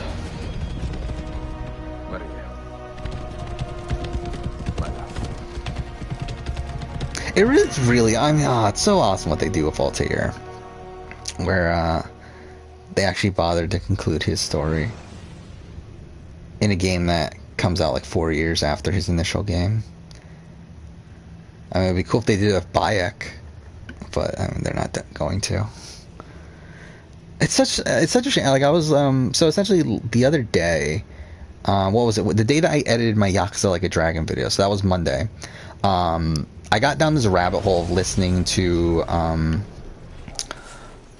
old podcasts from was it? From Lasers and Dynamite, like the As Always podcast, listening to their older episodes, and like I ended up listening to their spoiler reviews of Odyssey and Origins, and like it just reminded me like how much potential. I don't know why I mentioned the Odyssey part of it, but with Origins at least, it just reminded me like how much potential Origins had, and how much potential like Bayek as a character had, and how much they just threw it away for like no reason. Like it's so disappointing, even more so when you really think about it, like how they had the perfect time period to go from Egypt to Greece to Rome and have a trilogy with Bayek, but then they just said, no, we need an eagle bearing Mystios, and we need players to choose between genders of what character to play as, and all this other shit. Hear her voice and watch her face. But whatever. With joy as she speaks of the things that move her, her books, her city, her memories. I cannot help but think what a shame it will be when I find the final key. I'm actually replaying. Like another thing about this replay here is that this is the first time I'm replaying Revelations since Valhalla came out, and with Valhalla, it kind of gave me a bit more of context behind Ezio's state of mind during the course of this game. Where like something I hadn't actually thought about for some reason was the fact that like this entire game, like even though like obviously it becomes clear by the end of it that he's like becoming disillusioned with the Creed.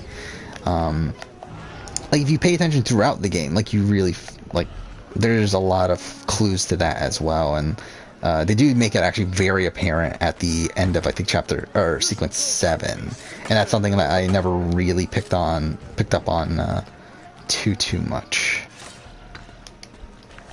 All right, where's the? We might as well do that again. Like we're gonna do side content now. I think. Okay, fuck off with this.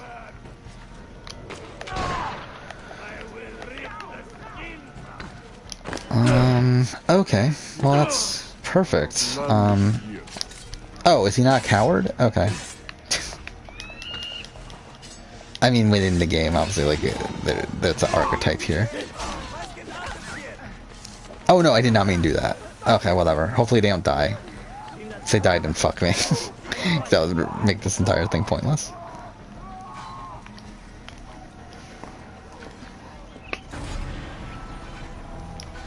Okay, promote the mercenary. Okay, so at least one group didn't die, right?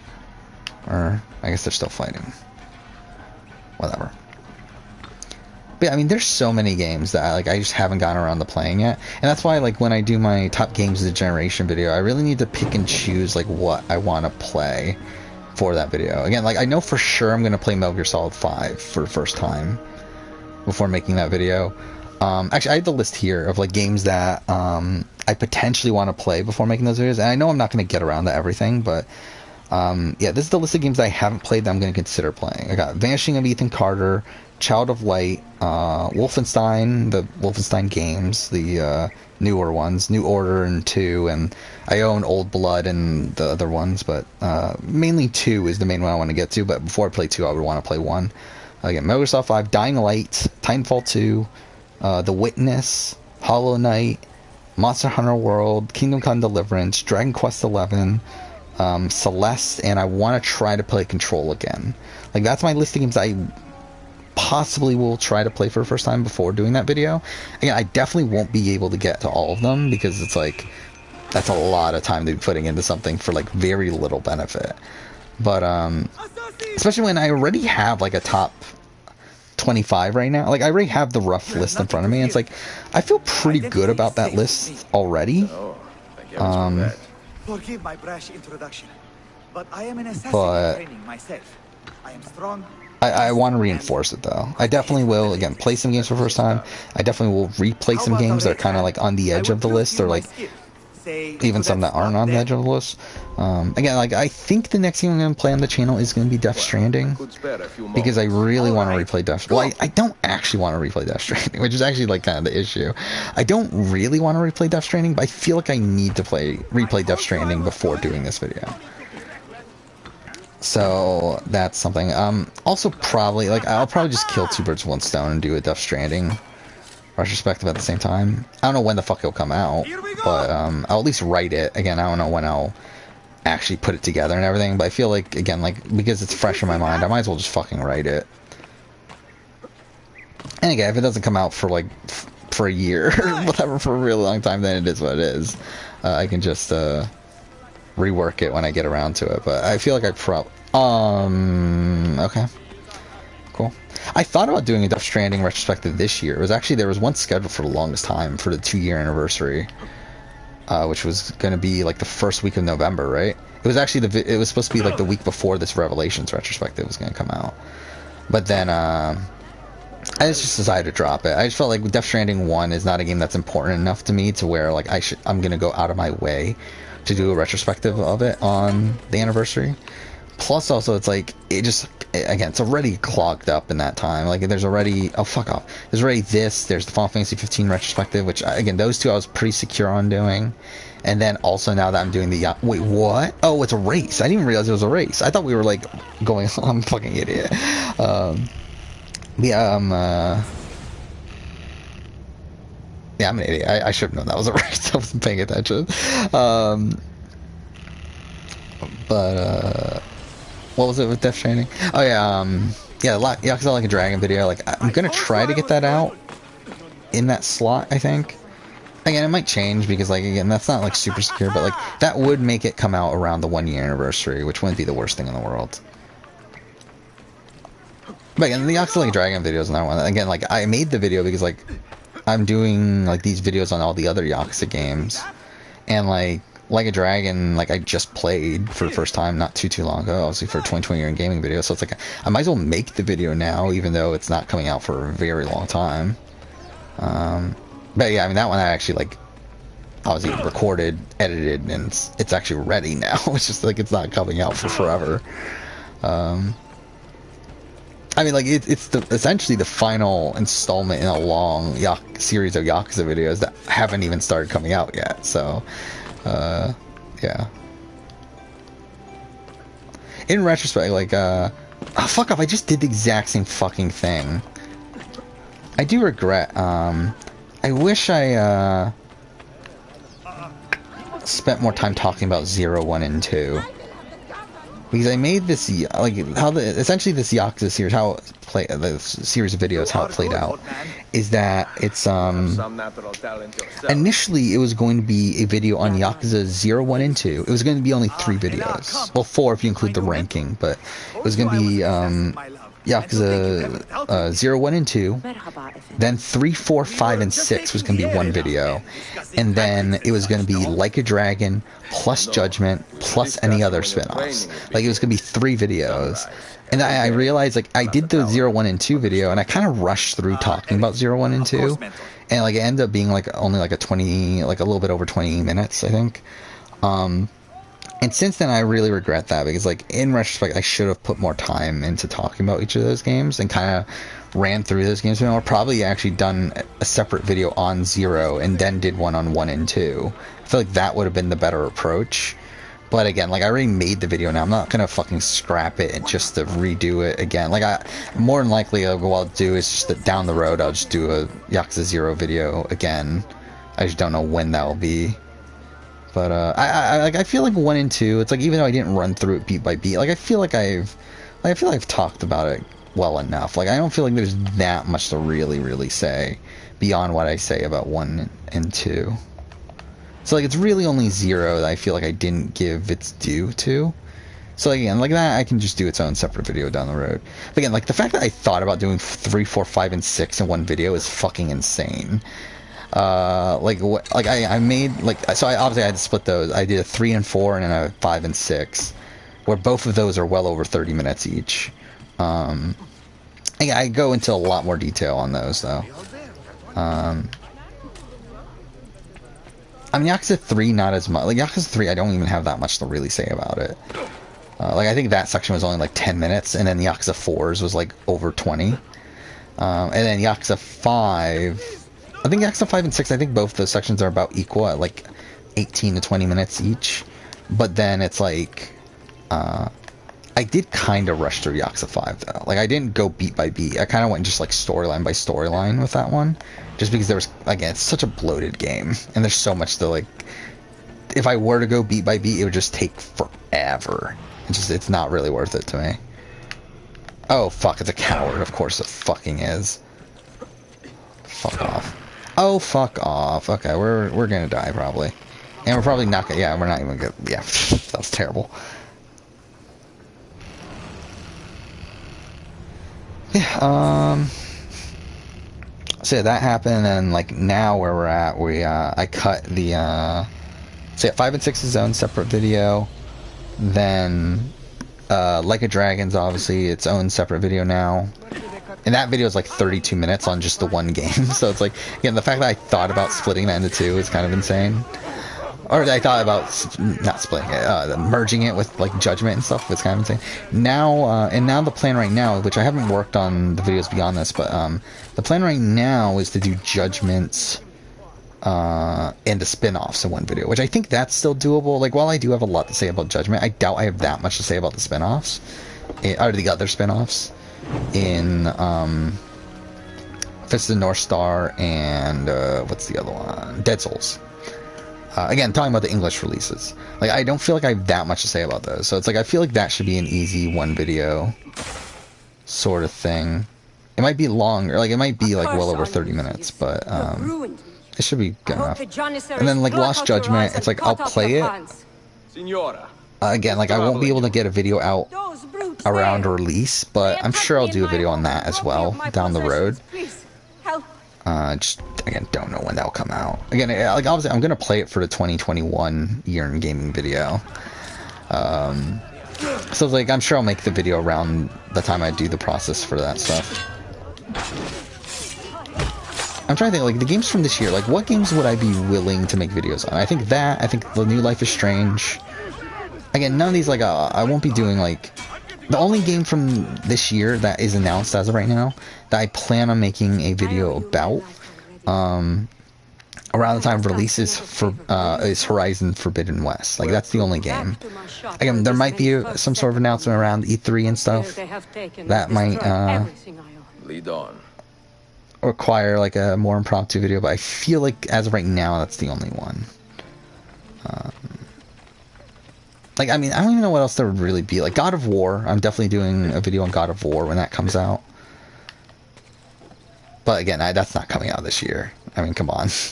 Final Fantasy 16 would be interesting. The thing that sucks about Final Fantasy 16 is that I don't have a PS5 right now. If Final Fantasy 16 comes out this year, which I'm very confident it won't, but if it does, I'm going to be so fucking pissed that I didn't just buy the PS5 when I had the opportunity. Because I did not expect them to be this sold out still. I really thought by now they would be good. Because I had the opportunity to buy it. And I was just like, no, I'm good. But again, like, now I'm really regretting it. I should have just said fucking do it. Mind you, I would have had to spend an extra $20 on shipping, I think. Which is why, that was another reason why I didn't do it at the time, was because, like, shipping was kind of dumb. But I think in retrospect, I would have just done it. I mean, it's never been like the money. Wait, what? How'd she die? Whatever. It's never been like the money, like how much the PS5 is. It's more so like, do I need it? And I feel like that was like the mentality that made me say no, which again, in retrospect, I shouldn't have. Okay, let's try this again.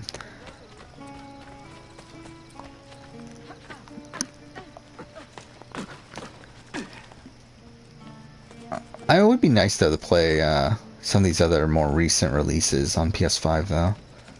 Like Last of Us Part 2 got a PS5 patch yesterday, which was pretty cool to see it running at 60 frames and all that sort of stuff.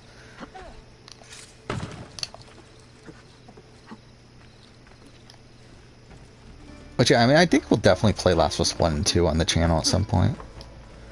Yeah, I don't know when. Like, it's not really a big priority for me right now, especially because, like, I just played it a few months ago for the retrospective that's gonna come out. Actually, in less than a month now. It's like, actually, yeah, it's only like 2 weeks away, isn't it? They are still here. 3 weeks away. 3 weeks away. But either way, I mean, like, yeah, that's kind of insane. I didn't even think about that. That's actually relatively close to coming out now. Why does she suck so bad, by the way? Like, why is she, like... Yeah, again, what the fuck? Like, what is this AI? Whatever.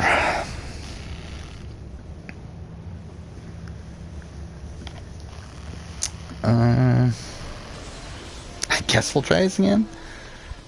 It feels like I'm really sucking at the side content in this game, by the way. Like, whenever I'm, like, playing a side mission, I'm just, like, failing it over and over again.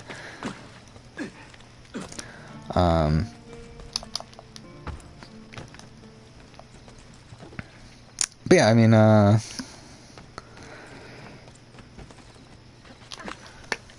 I got someone in chat. What is it? Have you ever tried, again, how do you pronounce that again? Like, it's Danganronpa, right? Whatever. Yeah, I own the games. Or I own some of the games. I haven't played them yet. I plan on it. Like, I forgot which one I bought. I bought the, it's not the first one. Actually, I don't even know. Like, I think it's like I think it's the third one. I forgot. I need to look up the list of the games. I bought that one. I bought like one of the spin-offs. It's like I own some of them. Like, the problem with me is that it's like, it's like, do I start with like the third one? Like, I feel like it's kind of just weird. Like, I typically try to play everything from a series if I can. So, I don't know. But yeah, that's a series I definitely would like to play at some point. You have done a great good, Effendi. Like, at this point for me, when it comes to games, though, it's like... You do not owe me anything. Like, I mean, really, ever since I started the channel, again, like, almost every, like, piece of media I consume, since I started the channel, is usually something that I will make a video on. And it's like, I just don't have a reason to make a Danganronpa, that's how you pronounce it, right? Game, or video, anytime soon. So, like, that's another reason why I just probably won't play it anytime soon. But, like, I would like to. There's just, other stuff that's more, immediate. I mean, and also, like, I guess, like, so I do have a hard drive, like an external hard drive for my PS4, and I have like almost 200 games installed right now. I guess to give it even more of an indication, like, I don't have it installed, which is probably more of an indication of, like, I probably won't play it anytime soon.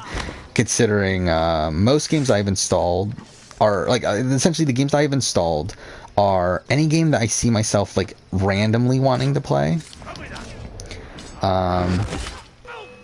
So yeah, essentially any game that I see myself randomly wanting to play, any of my all-time favorite games, and then any game that I see myself playing anytime soon for a video. Like that's essentially the games that I've installed right now.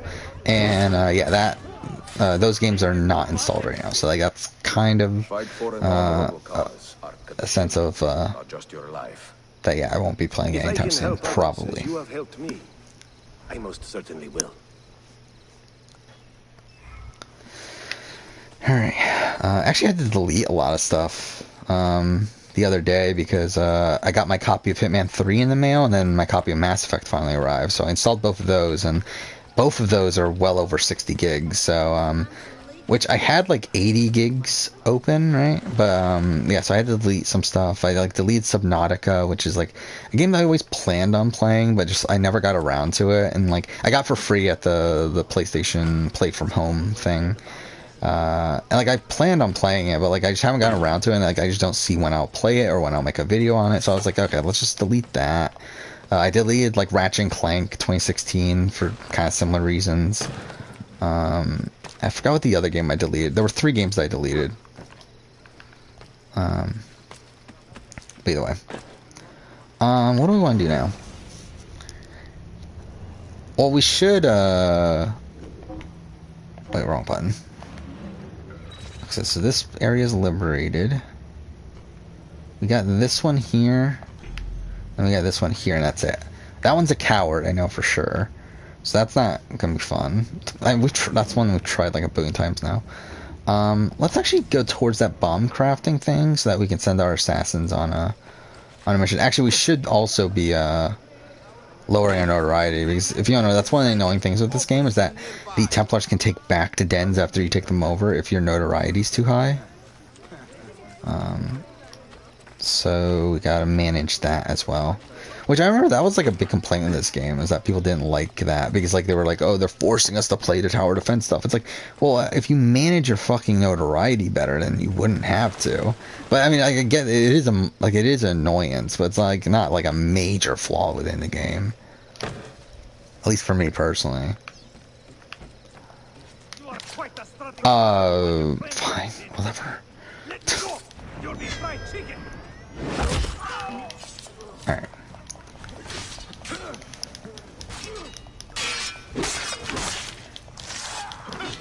But yeah, the next game I'll be playing on my own is going to be the Mass Effect Legendary Edition. Again, I just finished Final Fantasy 15, played through the entire... Oh, wait, did I talk about that? I must have talked about it. Yeah, I'm pretty sure I did talk about this already. But I'm going to be doing 2 videos on Final Fantasy 15. Because I feel like I just have too much to say at this point to make just one video.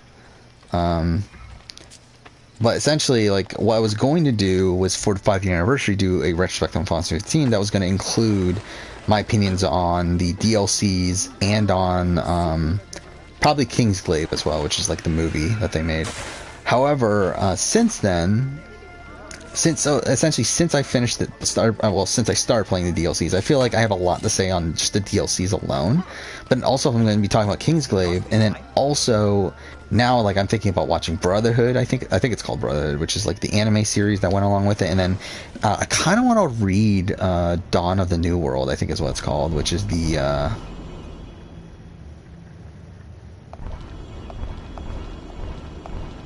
okay, do we have that many assassins? Oh fuck, I just realized it was the level 9 guy that fucking died. How the fuck did the level 9 guy die? Well, that's some fucking bullshit. Like, the level 9 guy... Like, how's the level 9 guy... Whatever. Alright, we need to level some of the guys up, though. Well, I mean, I guess there's no point in doing that, right? I guess... Probably reclaim... Do that. Actually, is that worth it? I don't think it is. I think I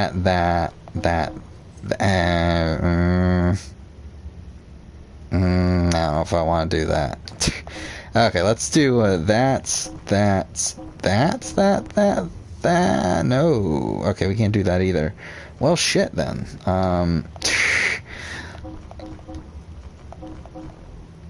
There we go, 100%. Whatever, fine, good enough. Well, I guess we're gonna need to do like a lower thing, right? Oh, what the fuck? That gets more XP? Then I should have fucking done that. Whatever. Okay, that should really level them up then. Yeah, I should have actually been paying attention more. Yeah, these missions do ridiculous. Okay. That might backfire, but whatever. I mean, it's 99%. I mean, come on. It's like we should be good, but still. Alright, so that's done. Now, what should we do here? I want to do the, this.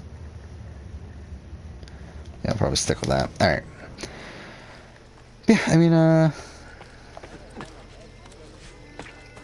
yeah, obviously the sense that I get from, Sora Quill, I'm assuming you're very much into, like, Japanesey sort of games, the sense that I get. Which, yeah, like, I mean, I personally try to play everything. Like, I mean, obviously there's things I miss. Like, obviously you can't play everything. Like, but I try to play everything that interests me. Whether it is Western or Japanese, or, yeah, Japanese or whatever. Just making sure I got the Western Eastern thing right. Yeah, I do try to play everything that interests me, which again is typically like single player story based to a degree. I mean, like there's games I play that like aren't for the story, but like pretty much everything I play is single player focused. Actually, I love how I didn't even finish the thought about Final Fantasy 15. Yeah, I'm doing 2 videos, one on the just a general retrospective that will come out on the 5-year anniversary, and then afterwards will be a, I don't know when the fuck this is coming out. I believe currently, like, I talked about this, like, I think the first open slot that makes sense would be, like, literally a year from now. But, yeah, I mean, it probably will end up being essentially a video on the transmedia and DLCs. And kind of just my opinions on the overall Final Fantasy 15 universe, which I really love the universe of Final Fantasy 15. Like, even though, like, my opinion on the base game has gone down a lot, probably, through this replay, like, I still love the world of Final Fantasy 15. I love the lore of the franchise, or of the series. I don't know what you call it exactly. It's a sub-series within the series, but whatever, you get the point. Yeah, I mean, just in general, I wanted to do, like, so, coming into this year, I did have a plan at one point to make this year, a year where I do a lot of Final Fantasy content. And that did get dropped, obviously, but, like, I still kept, obviously, the Final Fantasy 15 retrospective and the Final Fantasy 7 remake video. But, like, coming into the year, like, there was, like, I was gonna do a Final Fantasy, like, I was literally gonna talk about 7, 8, 9, 10, and 12. Like, I was gonna do videos on all those games, all of which I have access to on PS4 right now. Ideally, I would have done a 13 video, too, but I just don't have a way to record that footage right now.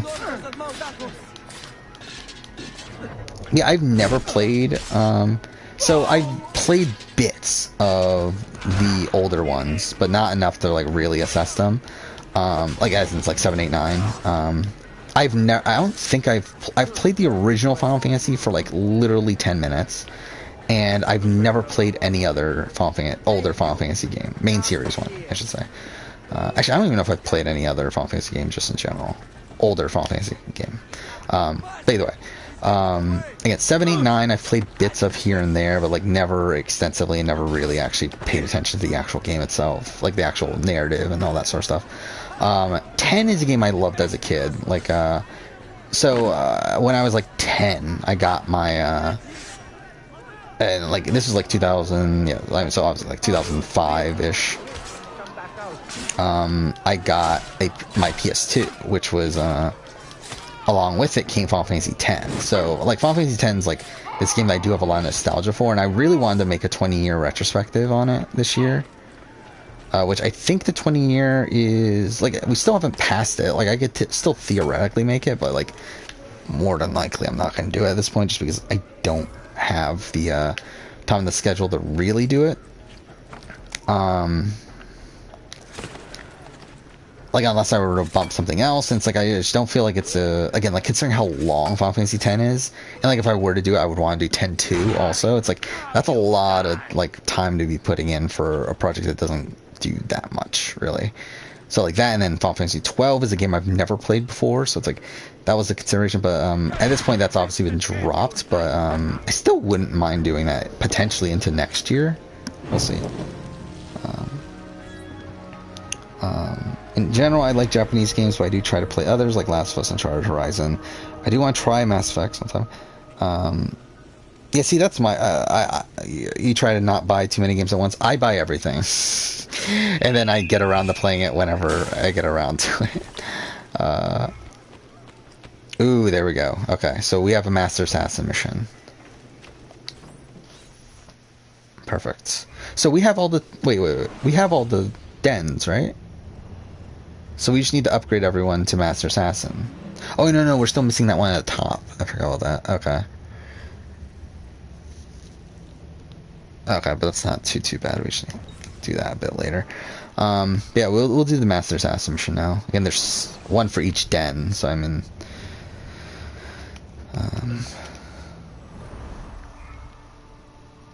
Actually, wait. While we're here, though, we might as well send those other two on another mission, because they're very close to becoming Master Assassins also. Which, that's the thing about this game, is that it's very easy to upgrade, upgrade your assassins. Like in AC Brother, it's actually pretty difficult to get them leveled up, but then there's no real massive benefit to doing so. While in this game, like, you unlock the Master Assassin missions, and, yeah, they make it a lot easier for you to get them, which is nice. Okay, so, I mean, he levels up with only 900, so, like, we don't even need to waste that much. Well, but then 900 is still, like, yeah, we'll probably still need to do... Yeah, fuck it, let's just do this. Then, I think each city has, like, a mission like this, right? 1500. Yeah, I guess not that one. This one, yeah. So we do that for him. Alright. But yeah, like, I buy... Like, essentially at this point, like, if I have interest in a game, I pretty much buy it at the first time. That's not, like, ridiculous to do so. Like, I don't buy many games at launch. I rarely spend $60 on a game. I did just now recently for Mass Effect Legendary Edition, which again will be the next game I play, which I love. Again, I'm just jumping all over the place, but yeah, that's the next games I'll play are Mass Effects 1, 2, and 3, and I plan on doing retrospectives for them early next year. Again, January for Mass Effect 1, February for Mass Effect 2, March Mass Effect 3, and then Andromeda also in March. Because that's the anniversary, like, it's the 10-year anniversary of Mass Effect 3 next year, and it's the 5-year anniversary of Mass Effect Andromeda, so that's what I'm going to try to do there. But you have no proof? Not yet. Again, obviously it's, like, very early to be working on these videos, but it's like, obviously the Legendary Edition just came out, so it's like, I want to play it. So, yeah. I feel like what's the point, like, in playing it now just to replay it again, not too long ago, when I've already replayed it. Like, I actually did that for Final Fantasy VII Remake, by the way. Like, I literally bought Final Fantasy VII Remake, like, I think in, like, September, and played it right away, knowing that I was going to do a 1-year retrospective on it. But I played it in September so that I could replay it again later on down the road and actually look at it from a retrospective point of view. Like, I literally played it twice over the course of, like, I don't even remember, like 4 or 5 months or so, just so I can do the 1-year retrospective on it and, like, actually make it a true retrospective. Shit. Because, like, when I name something retrospective, like, I like to... Like, I want it to be, like, a retrospective for me. Like, I don't want it to be a retrospective in the sense that, oh, we're looking back at, like, how this game is years later. I want it to be, like, something that I am looking back on as having experienced it before. Because I know there are, like, retrospectives out there of, like, people playing the games for the first time, but, like, playing it, like, 10 years after it initially came out or something. And it's like, that's just not the way I like to do retrospectives. I like to do retrospectives, like, where I'm looking at it from a retrospect. Like, where I'm looking at it from a lens where I know where it came from. Oh fuck, I'm not even paying attention. God damn it, I didn't know there's a tailing mission. Still.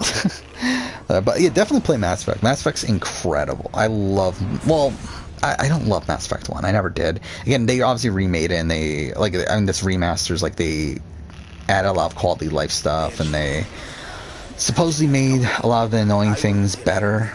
We'll see. I haven't played it yet, but I'm interested in seeing how much they change. But Mass Effects 2 and 3 are incredible. Like, there's a lot of controversy with the ending of Mass Effect 3. Again, obviously I won't go into it because, like, you haven't played it. But I've never been bothered by it, personally. Like, I really love Mass Effects 2 and 3.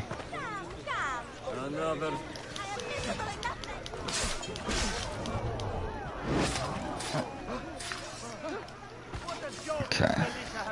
Yeah, Mass Effect 1 is probably the one I'm most excited to play, though, just because I want to see how I haven't played Mass Effect 1 the longest time. Like, Mass Effect 2 and 3 I last played probably like 5 years ago. I haven't played Mass Effect 1 in like 7 or 8 years. Like, it's been quite a bit, so it'll be interesting. Yeah, like, I think it's definitely a good deal, the Legendary Edition. Like, from why, or what is it called? I don't even remember what it's called anymore. Is it Legendary Edition? Legendary Collection? Whatever it's called. Yeah, I mean, like, I bought it, like, I mean, I also had a discount and all that stuff. Like, I got it for like $50 with the Steelbook from Best Buy. So it's like, for that, I was definitely going to, again, like, Mass Effect, like, is one of my all-time favorite series. There was a point in time where I would have considered Mass Effect 2 my favorite game of all time. It's not anymore. Mind you, this might change from a replay here, but it's definitely up there, though. I mean, like, if I ever do the top 10 games of all time video that I plan on doing at some point, Mass Effect 2 is almost definitely on there. I don't know how high it is anymore. Again, there was a point where it was, like, at least number 2, debatably number 1. I think the last time I made a personal, like, favorite game of all time list, I think it dropped to, like, number 8 or so. But it's definitely in the top 10. Like, it really is it's kind of weird because it's like, it's not, like, in terms of, like, Mass Effect started as this, like, sci-fi RPG. It's obviously a BioWare RPG, so it's like, it's kind of what you would expect within the course of Mass Effect 1. But I feel like Mass Effect 2 and 3, they made it a lot more action-y. And but, like, keeping at least like elements of the RPG systems, but it's like, it definitely becomes more of an action game, but, like, narratively it still acts like an RPG. Okay, fuck.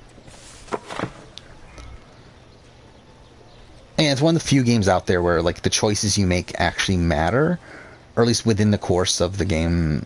Yeah, I'm not gonna get into spoilers, but yeah, I mean, like, it's a game that does make it feel like your choices actually, like, the choices that you make actually matter, which, again, is very rare within games. You have, like, so many games, like the Telltale games. You have, okay, I can't. Yeah, it's tough to talk about without spoilers, but like, Telltale games is a big one that, like, obviously, like, they say, the choices you make determine the experience you're gonna have, and it's like, it doesn't really, though, does it? Like, you pretty much get the same game. Like, yes, like, certain characters, like, die here and there, like, swap out character here and there within the Telltale games, but, like, Mass Effect, like, it actually like, it radically changes the way that you play it. Like, there's characters that can die in Mass Effect 1 that if you hadn't let them die in Mass Effect 1, they would have showed up again in Mass Effect 3. And they would have had, like, a major role in Mass Effect 3. Like, it's really insane, the amount of effort they put into that game in terms of how to make your choices actually matter. So yeah, I mean, like, I would very much recommend Mass Effect. I mean, like, yeah, I mean, like, just as a general, like, fan of gaming, like, I would say, like, just play Mass Effect. I mean, I think it's definitely worth giving a shot. Like, I think there's definitely, like, it's probably not for everybody, but I mean, like, I would say the majority of people that play Mass Effect do end up loving it. Like, I think Mass Effect is one of the greatest pieces of, like, world building in the gaming medium. I think the lore behind the entire franchise is... I forgot, there's 2 parts to the Master Assassin missions, aren't there? I forgot about that too. God damn it. We can find her if we hurry. Yeah, the Mass Effect series does some stuff that's like really, really impressive in terms of storytelling. I attacked too soon, with too much distance between us. I should have stopped that witch. To live is to learn. Take this lesson to heart and clear your mind. You will have another chance. Yeah, I've been waiting for this legendary, like this trilogy, like the remasters of the original trilogy for a while. I remember there was a point where they said they weren't going to do it, which like blew my mind at the time. Because I feel like the Mass Effect games were like my favorite games from the previous gen that hadn't been ported over to PS4 yet. So again, I'm really happy that they've come out. I just wish I had more time to actually play them. I don't know how I'm going to approach it. I don't know if I'm going to go like for 100% or... I probably will. Like, to be honest, I'm probably going to take a lot of time playing the Mass Effect games here. Like, I'm far enough ahead in terms of video game projects on the other channel, or on the main channel, to where, like, I'm pretty good. Like, I'm not, like, I'm not in a dire need to finish these games super quickly. So I'm probably going to take my time with them. To be honest, also, I've been kind of in this, I've been in this period for a while now of, like, games I've been, like, kind of rushing through in order to get certain videos made on them, particularly the 2020 year in gaming video. Again, like, I really, like, especially towards the end, I really had to rush through a lot of the games to get that video out within the first half of this year. And yeah, I kind of want to be a bit more lax with games right now, where I'm not in dire need to really be playing anything too quickly. So I think that's what I'll do with the Mass Effect games, and just kind of take them a bit slower. Anyways, I took Final Fantasy 15 pretty slow. Like, like, it took me 3 weeks to finish it. I think 3 weeks to play, like, 33 hours, I think it took me to finish. Mind you, obviously, I've been... fuck off with that. And mind you, I've been streaming, obviously, along the way, so obviously that's something you can add to total playtime in terms of games and stuff, but... So, I mean, obviously, I've been taking this, I haven't been taking the Ezio trilogy slow, though. Like, I kind of rushed through 2 and Brotherhood, even though it's just, like, more so the stream schedule is, like, makes it slower. But, I mean, we've been, for the most part, taking Revelations slow here. I haven't been rushing through it or anything. Mind you, I haven't been paying attention to a lot of it, too, which is a problem. But, yeah.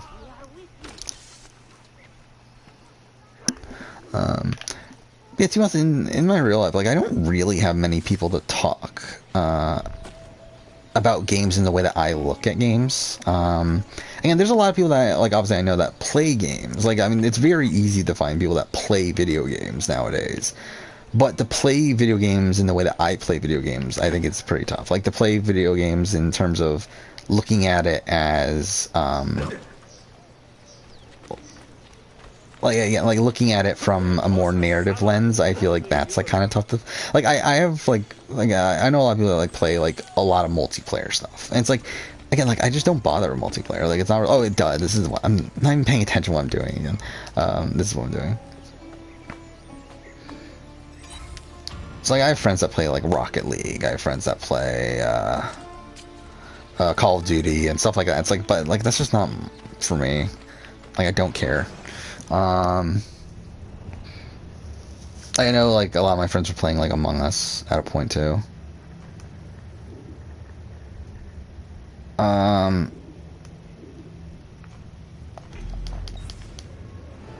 I see, like, obviously, like, Among Us was, like, this big craze last year. I know, like, the RHAP, like, community, those people are still playing Among Us now. Yeah, story, world building, like, really, I'm just, like, again, like, I kind of look at video games as my replacement for film at this point, where, like, I've kind of just dropped off in terms of watching movies at this point, but, I feel like the enjoyment I used to get out of film is what I currently look for from video games, but like I feel like video games like have the ability to tell stories in a much better way than films are in general. Like obviously there are like specific stories that can only be told in like the medium of film, like with the contained runtime that it has, with the like portrayal by live actors and that sort of thing. But like I feel like video games as a medium has the potential to grow way beyond that, and I feel like and the same thing goes for TV. Like even though I think TV as a whole is a better medium to tell stories than film, I feel like video games has the potential to go beyond that as well. But like I don't think it's fully there just yet. I feel like there are certain stories that show that potential, and like have like I think the story of The Last of Us is one that I think The Last of Us is probably my favorite story in the history of media, probably. If we're looking at okay, cool. Okay, cool. Especially in the way that it takes this like really, because like the story of The Last of Us is like this very generic story, but through the video game medium, it makes you really connected to these characters, and it really, yeah, it really, like I feel like The Last of Us is a story that is so perfectly told within the video game medium. And like obviously we're getting this TV show that's coming, and I'm interested in seeing how that works out. I am gonna watch it. Actually, that is something that like I probably will cover the TV show of The Last of Us. I think I haven't like fully committed to that, but it's like whenever it comes out, I'm sure I would like to think I would do a video on it. But again, I thought the same thing with The Witcher, and I didn't do one with The Witcher, which I planned on it. I planned on doing a season 1 review of The Witcher, and then I missed that.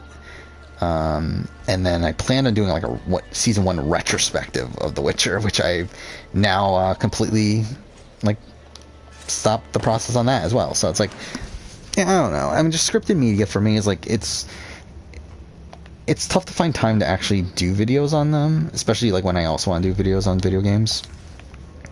But I definitely would like to. Last of Us series again. The Last of Us as a series is a series that I have so much attachment to that I feel like I would be very willing to do a Last of Us TV series review or something to that nature, even if it's shit. That's something I thought about doing that I thought would be fun. Ranking every video game movie.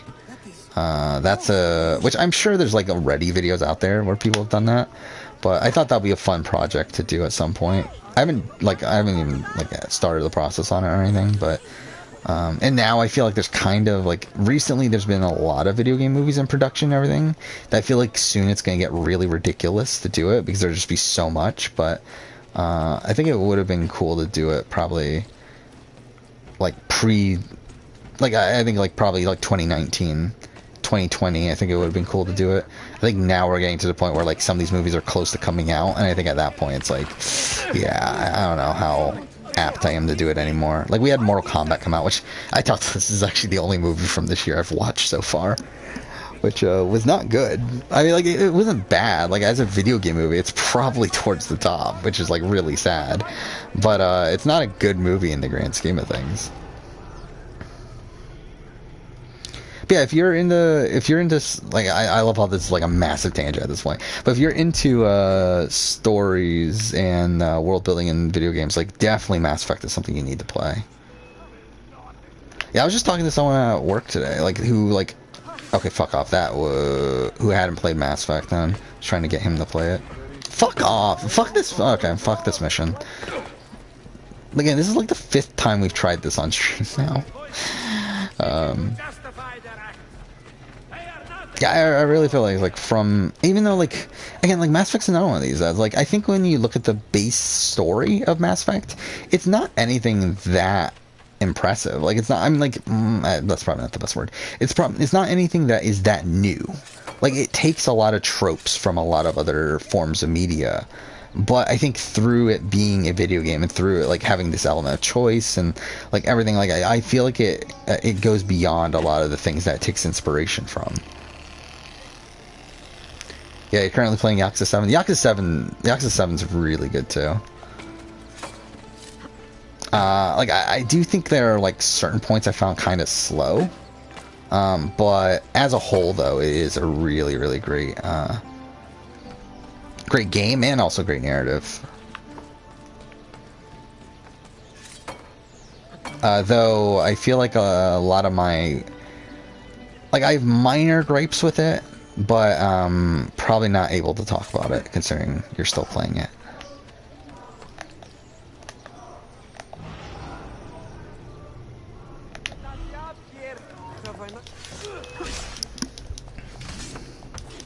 Oh yeah, alright.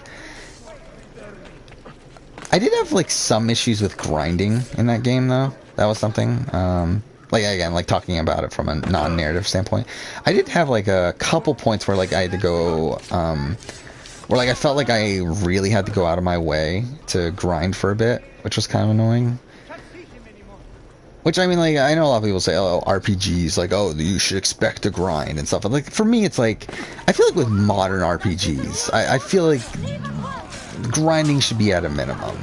Mind you, it wasn't that, like, I didn't have to get that far out of my way. Okay, I actually broke my armor, cool. But, okay, cool, perfect, I died. But there was some points where I was kind of annoyed at, like, oh, I have to go out of my way now that they like get a whole bunch of money so I can get some better armor and like that sort of thing. But I mean, again, it's at the end of the day a pretty minor complaint. Like my overall opinion of the game is still pretty high. Oh wait, did it reset?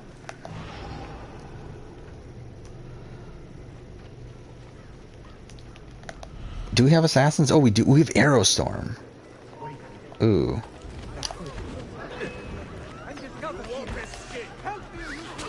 There we go, we got it. Alright. We got it for Aerostorm. Which, by the way, I mean, like, now that I think about it, we should probably actually send these assassins on some things. Some missions. Yeah, how far are you into Yakuza 7?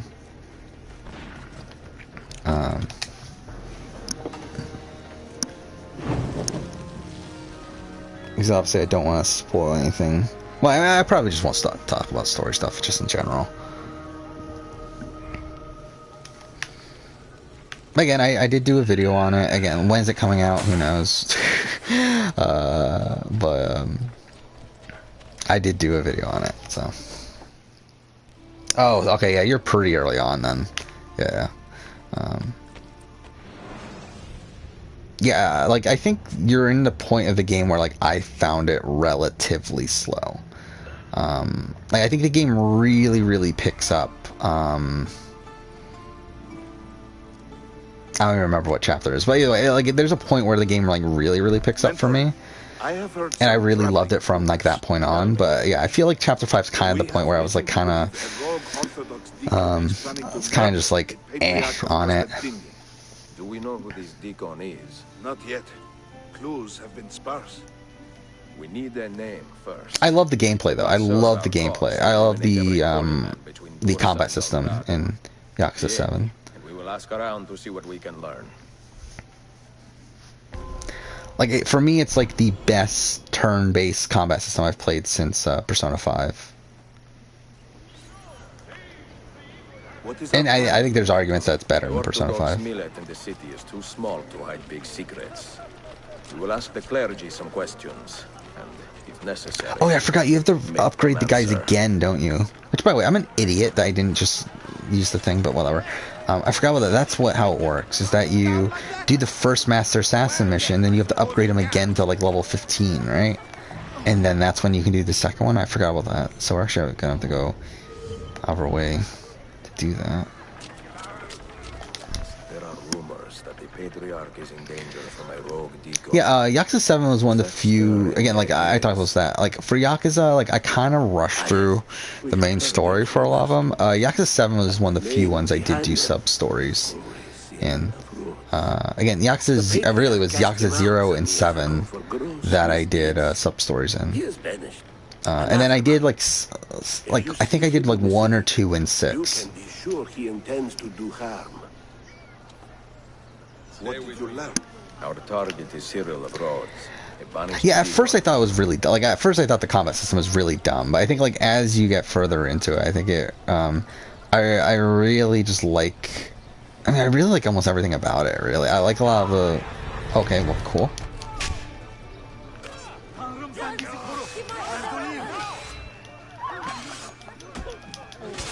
Okay, let's take these guys out.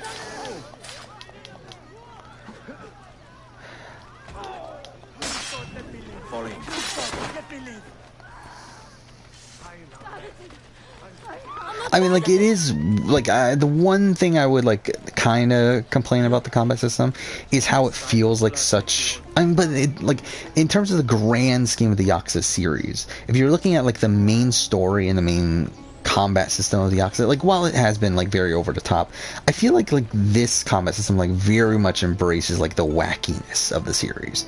And, I think it can be a bit jarring, but then again, I feel like Yakuza 7 as a whole, like, kind of portrays its characters in a lot more of a wacky light anyway. So, like, I don't think it's really that big of an issue.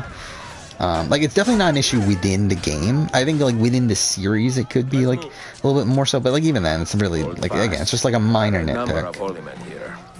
Like, the fact that, like Namba has this attack where, like, he breathes fire and everything. And, like, some of these, like, attacks are so ridiculous. But still, I mean, like, it's fun. I really did enjoy my time with Yakuza 7. It took me forever to finish, though. Like, it's a long game. I believe out of all the games I played from the 2020 year in gaming video, I believe Yakuza 7 is the one that took me the longest to finish. At least, like I think I've put more time into, like, Last of Us Part 2 and Final Fantasy 7 Remake and, like, some of these other games, but I think, like, in terms of, like, my first playthrough of these games, I'm pretty sure Yakuza 7 is the one that took me the longest. Not our target. I think it took me around 50 hours, I think. Which, even then, like, there's people that take longer than that, so... Yeah. But, Brash fool. You killed an innocent man. Yeah, it did take a decent amount of time on that game. Forgive me. Even if I do, many others will not. Nor should they. Take up his body and bring him to the shore. This is your burden to bear. I'm trying to even think. Like, I mean, it's funny because, like, I'm going to be editing this video tomorrow. I don't even remember. Oh, wait, no, I'm an idiot. I forgot about Valhalla. Valhalla took me the longest. I'm a fucking idiot. Again, like, I was just trying to think of, like, what games are on the list. Yeah, Valhalla took me the longest. But outside Valhalla, it was definitely Yakuza Like a Dragon. Which, by the way, Valhalla is way too long. Like, why is that game as long? Like, it took me, what, like... Was it 90 hours to do the 100% completion playthrough? Or not even 100%, like main story plus, major side content. Like, technically, I never finished all the side activities, because fuck that. But, like, why is that game so long? That game should not be that long. Like, that's my biggest complaint about Valhalla, is the fact that it is so fucking long, man. It's like, it should be, like, it could easily be a, like, 15-20 hour game, but for some reason well, I know the reason, but they bloated the game to become, like, at least a 50-hour game on a normal playthrough. Like, even on the replay that I did, I rushed through the game so I could make that story arc ranking on Valhalla. Like, that took me, like, 30-something hours, and I, like, rushed through the game. It's like, ugh. I believe this Valhalla is still, like, 11 hours. It's like, that's ridiculous.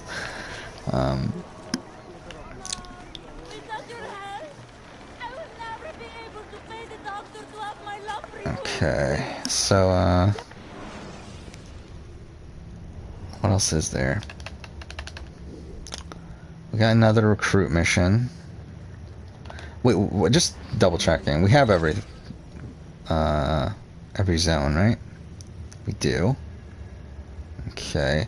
So these are secured now, right? Like, these are, like, locked in because we did the assassin mission, the first assassin mission, which I think makes it so that they can't be taken over anymore. So this is another master assassin mission. Yeah, might as well just do them now.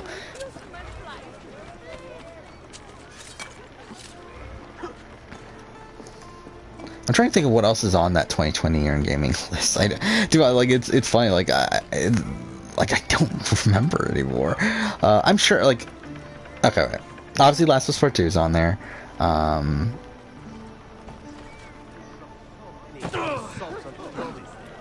13 Sentinels. 13 Sentinels took me a while too. I mean, that took me like what, almost 40 hours, I think, to finish all that.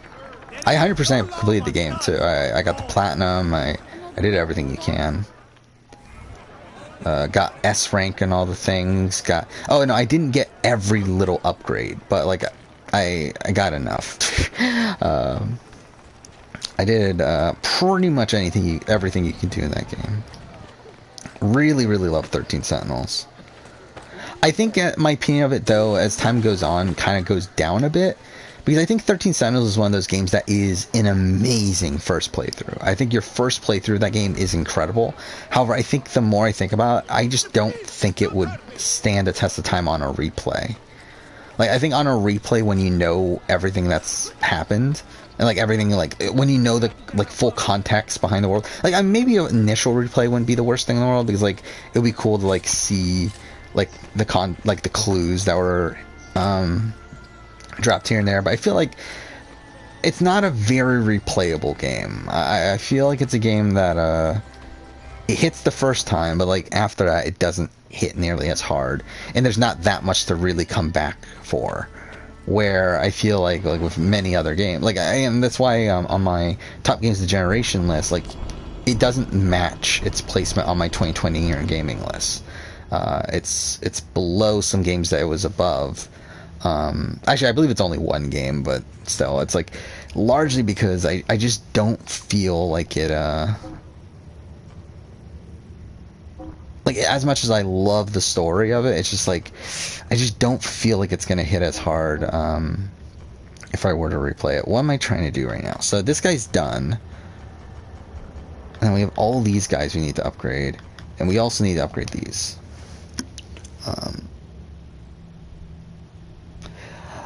What is there to do with 13 Sentinels though as a sequel? It's like I don't feel like there's anything to like. I think 13 Sentinels' story is done. Like I feel like there's not much you can actually really do as a sequel. Like maybe like a sequel in the sense that maybe new characters and like maybe like a slightly different like approach on the themes of the series. But it's like I feel like in terms of the core story with the characters that we had from the first game, I don't feel like there's much else you can really do with them. Yeah, I'm assuming you've finished the game and everything, so let's like minor, like I guess it's actually major spoilers, but like at the end of the game, like where they're like essentially building this new world and stuff, it's like I feel like that's the satisfying conclusion for the story. I don't feel like there's that much more you really need to do there. I feel like these characters have a happy ending. They have I just feel like it's a story I don't feel like should be continued. Okay, let's go here, I think. Well, no, wait. We need to pick the assassin. Yeah, because I was about to be an idiot and not even do this. Okay, and now we'll do this. Yeah, that's what I'm saying. Yeah. Like Final Fantasy S sequel, like where you have, that's what I was talking about. Yeah, I think that's the way to approach it. If you get a 13 Sentinels sequel, is you have similar world, similar themes, but I think like with the characters that we had in the first game, I think they're done. But yeah, I would love a sequel like that though. I don't know if we'll get it though. I don't know. I mean, like 13 Sentinels, like I feel like it's a game that like definitely is more like it's obviously a very niche title. I feel like the mainstream has not played it, but it's also, from what I understand, I believe it sold better than they were expecting. So, especially like because I believe there was a bump around the time that I personally bought it, which was around Black Friday. I believe like around that time there kind of got like there was a lot of word of mouth by that point, and that's like why I got around to buying it. It's because I started to hear about how great the narrative was. So Actually, you know what? Let's not do that. Let's do, yeah, I keep on forgetting to do, like, the easy, yeah, like, all this XP from this. Oh, fuck, that's all, like, barely enough to even level up once.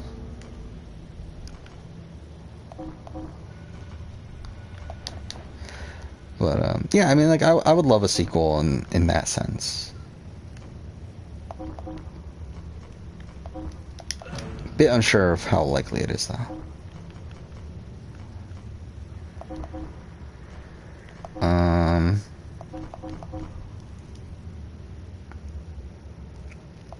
Yeah, it's good enough.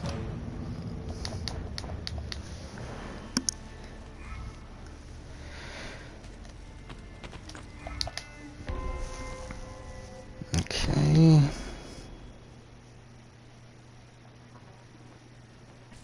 Mentor. Yeah, what else is there from 2020? I mean, obviously there's Cyberpunk. In that, Then how about the rain? yeah, my opinions of Cyberpunk have like started to drop. Like, obviously, like Cyberpunk isn't a great game, obviously. Like, I mean, obviously, but like when I finished it, like I wasn't as low as many other people. I think like as time has gone on now, like I'm definitely like getting lower and lower on it. I still think it has a great narrative. I still think, like Johnny Silverhands, like all that sort of stuff is like really great. But like obviously the game's broken, and it's like the fact that like we're still like how many months now since release? 6 months almost since release, and it's still in its broken state. It's like, yeah, I mean, it's not looking good. What else? Resident Evil 3. I enjoyed Resident Evil 3. Well, obviously, very short game. I think it took me like what, 6 hours, if that, to finish. Oh, what am I supposed to do? Oh, this is a tailing mission? Okay.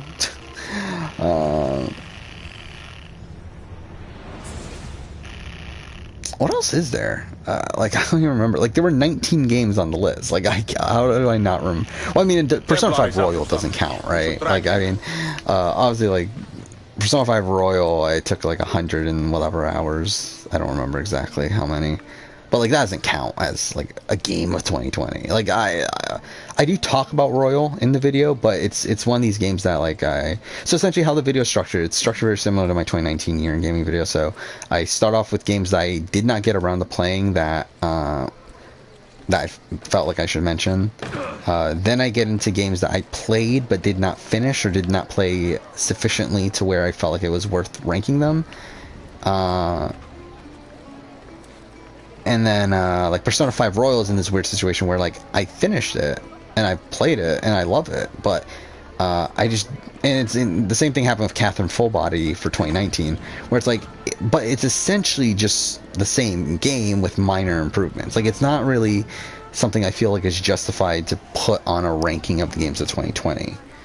So, I talk about it in the video, but it's not part of the ranking itself, and it would be number one. Like, it would be number one. Like, Persona 5 Royal is probably my favorite game of all time at this point, debatably. But again, like, it would be number one. Like, it would be. So, I think it's unfair to give number one to a game that is... Wait, what am I supposed to be doing? Oh, I guess not that. But, yeah, it's tough to give number one to a game that essentially came out in 2016/17.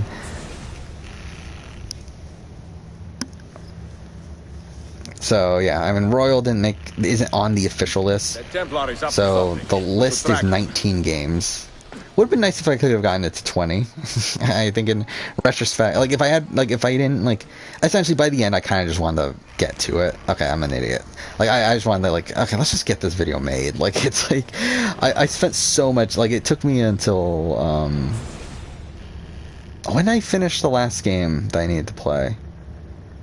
I think it was end of April.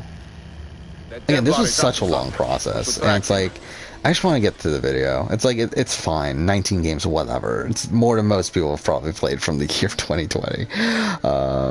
And 19 games I finished. Like, 19 games that I finished, or in, like, the case of something like Tony Hawk 1 and 2, where it's like, there's not much actual game. It's like, I feel like I played it sufficiently to where I can rank it.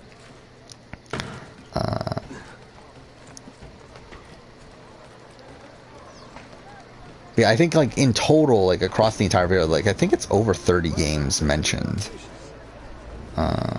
as like having like at least played. And like I think in retrospect, I probably would have struggled it through Star Wars Squadrons to try to get that on the list so that it could be just 20. And like to be honest, it's not even that long of a game. Like I probably only had like 2 to 3 hours left. Like it's like a 6-hour game or something, right? Like 6 to 7 hour game. I've played like a good like 3 hours of it. But I was just so bored. I really just didn't want to bother. Oh yeah, I think we're supposed to go to our yeah. But I think in retrospect, I probably should have just finished it for the sake of it. But yeah. Do not let him escape. I can handle this, mentor. Yeah, hey, it's Justin Fig. Again, showing up relatively late into the stream. I don't know when I'm going to finish this one. I don't really plan on finishing it anytime soon, but we are like already like 3 hours in, right? Almost 2:40. He was holding this, mentor. Yeah, again, kind of just talking about take care of this body. games in general. I mean, like I was talking about the games of 2020.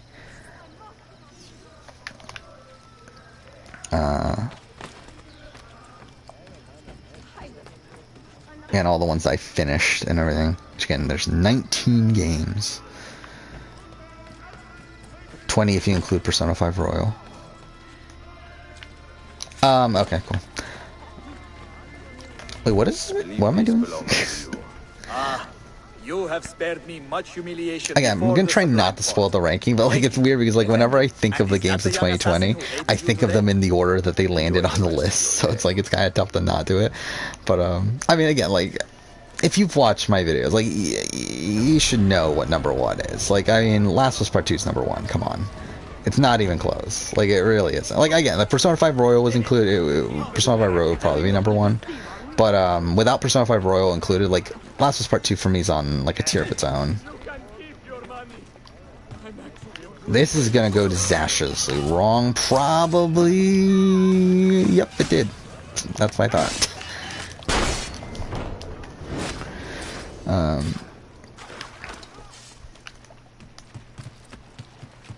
Yeah, Last of Us Part 2 is number 1. Again, shouldn't be surprising.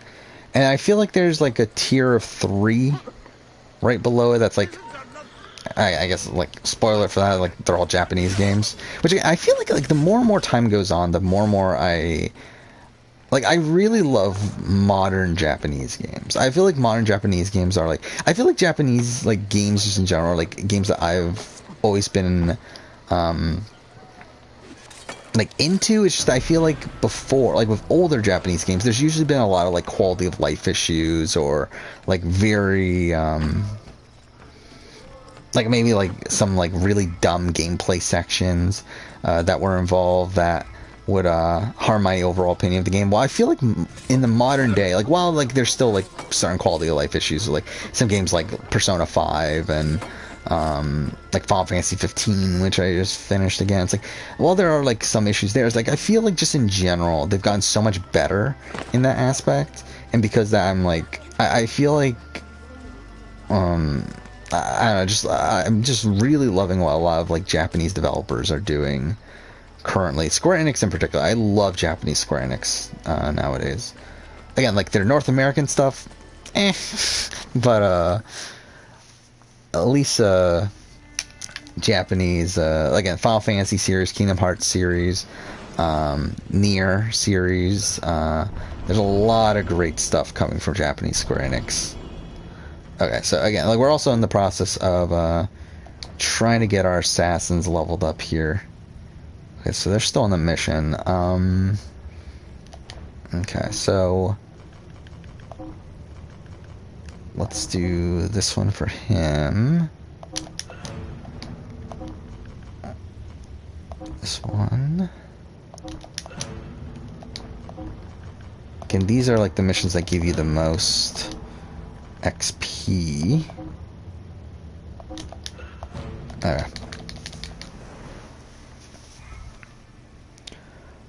Yeah, World Ends With You. I haven't played The World Ends With You.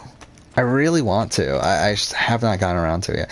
I forgot, like, did they remaster it for PS4? I don't remember, or like for like current, like it doesn't need to be PS4, but like for more modern consoles, I don't remember. I feel like they did, right? But if there's a remaster, like a whatever of it out there, I definitely will try to play it because I've always wanted to play it. Like I remember, I used to be a big fan of a YouTuber back in the day, like not probably like 10 years ago now, of TV and Lust, who was this guy that his favorite game of all time, I believe, was The World Ends With You, and because I've always been like interested in playing it, but I just haven't gotten around to it. It's on Switch. Okay, damn it. Yeah, I mean, I don't know when I'll get around to it. I wish it was on PC. If it was on PC, I could at least try. Switch again, like, I just don't own a Switch right now.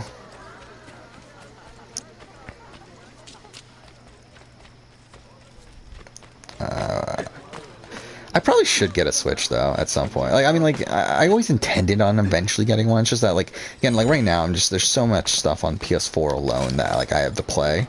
That's like never been too incentivized. Even though obviously there's stuff on Switch I would love to play. I would love to play Smash Ultimate. I would love to play like a lot of my friends also play Smash Ultimate. That's another one of the multiplayer games I was talking about. That's like,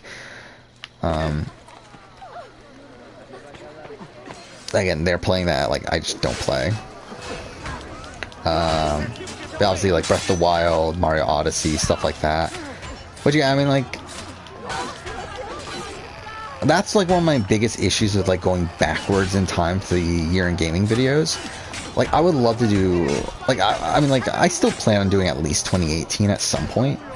But I think once I get to 2017, it's like, how do I do a 2017 year in gaming video without having played Breath of the Wild or Mario Odyssey? Like, it'll just be bizarre. And mind you, like, again, like, when the fuck am I gonna have time to play these games anyway? Like, I barely have enough time for 2020 year in gaming, let alone going backwards in time also. Like, I did start the process of this, like, earlier last year to do 2018, but it's like, where we're at now, it's like, when I'm, like, I just don't have the time. But it would be, it's cool, like, it's a cool concept. Like, I would love to do that conceptually, of, like, going backwards in time and talk about every game from every year in gaming going backwards in time. But it's like, it's just, like, it's so much work.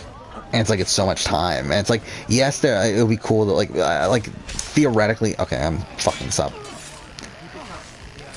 The thing that would make it better is like doing projects along the way that correspond with 2018, and like that's why I was planning on doing. Like, there was a Darksiders retrospective I wanted to do because I haven't played Darksiders 3, so I was going to do a retrospective Darksiders 1, 2, 3, and Genesis, which I haven't played Genesis either. Well, I mean, I did very briefly, and I talked about that in the 2020 year in gaming video, but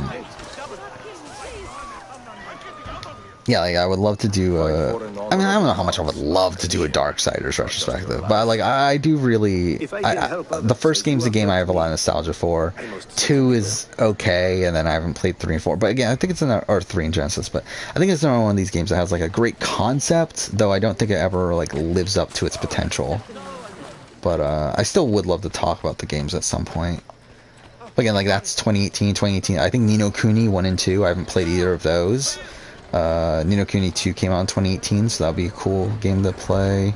I have the list on my phone, actually, of all the games from 2018. Yeah, Pokemon Snap, that's a game that I would like to play. I mean, I really enjoyed the N64 one, which I didn't play until way down the road. Like, I didn't play Pokemon Snap until I was collecting games, like, which was like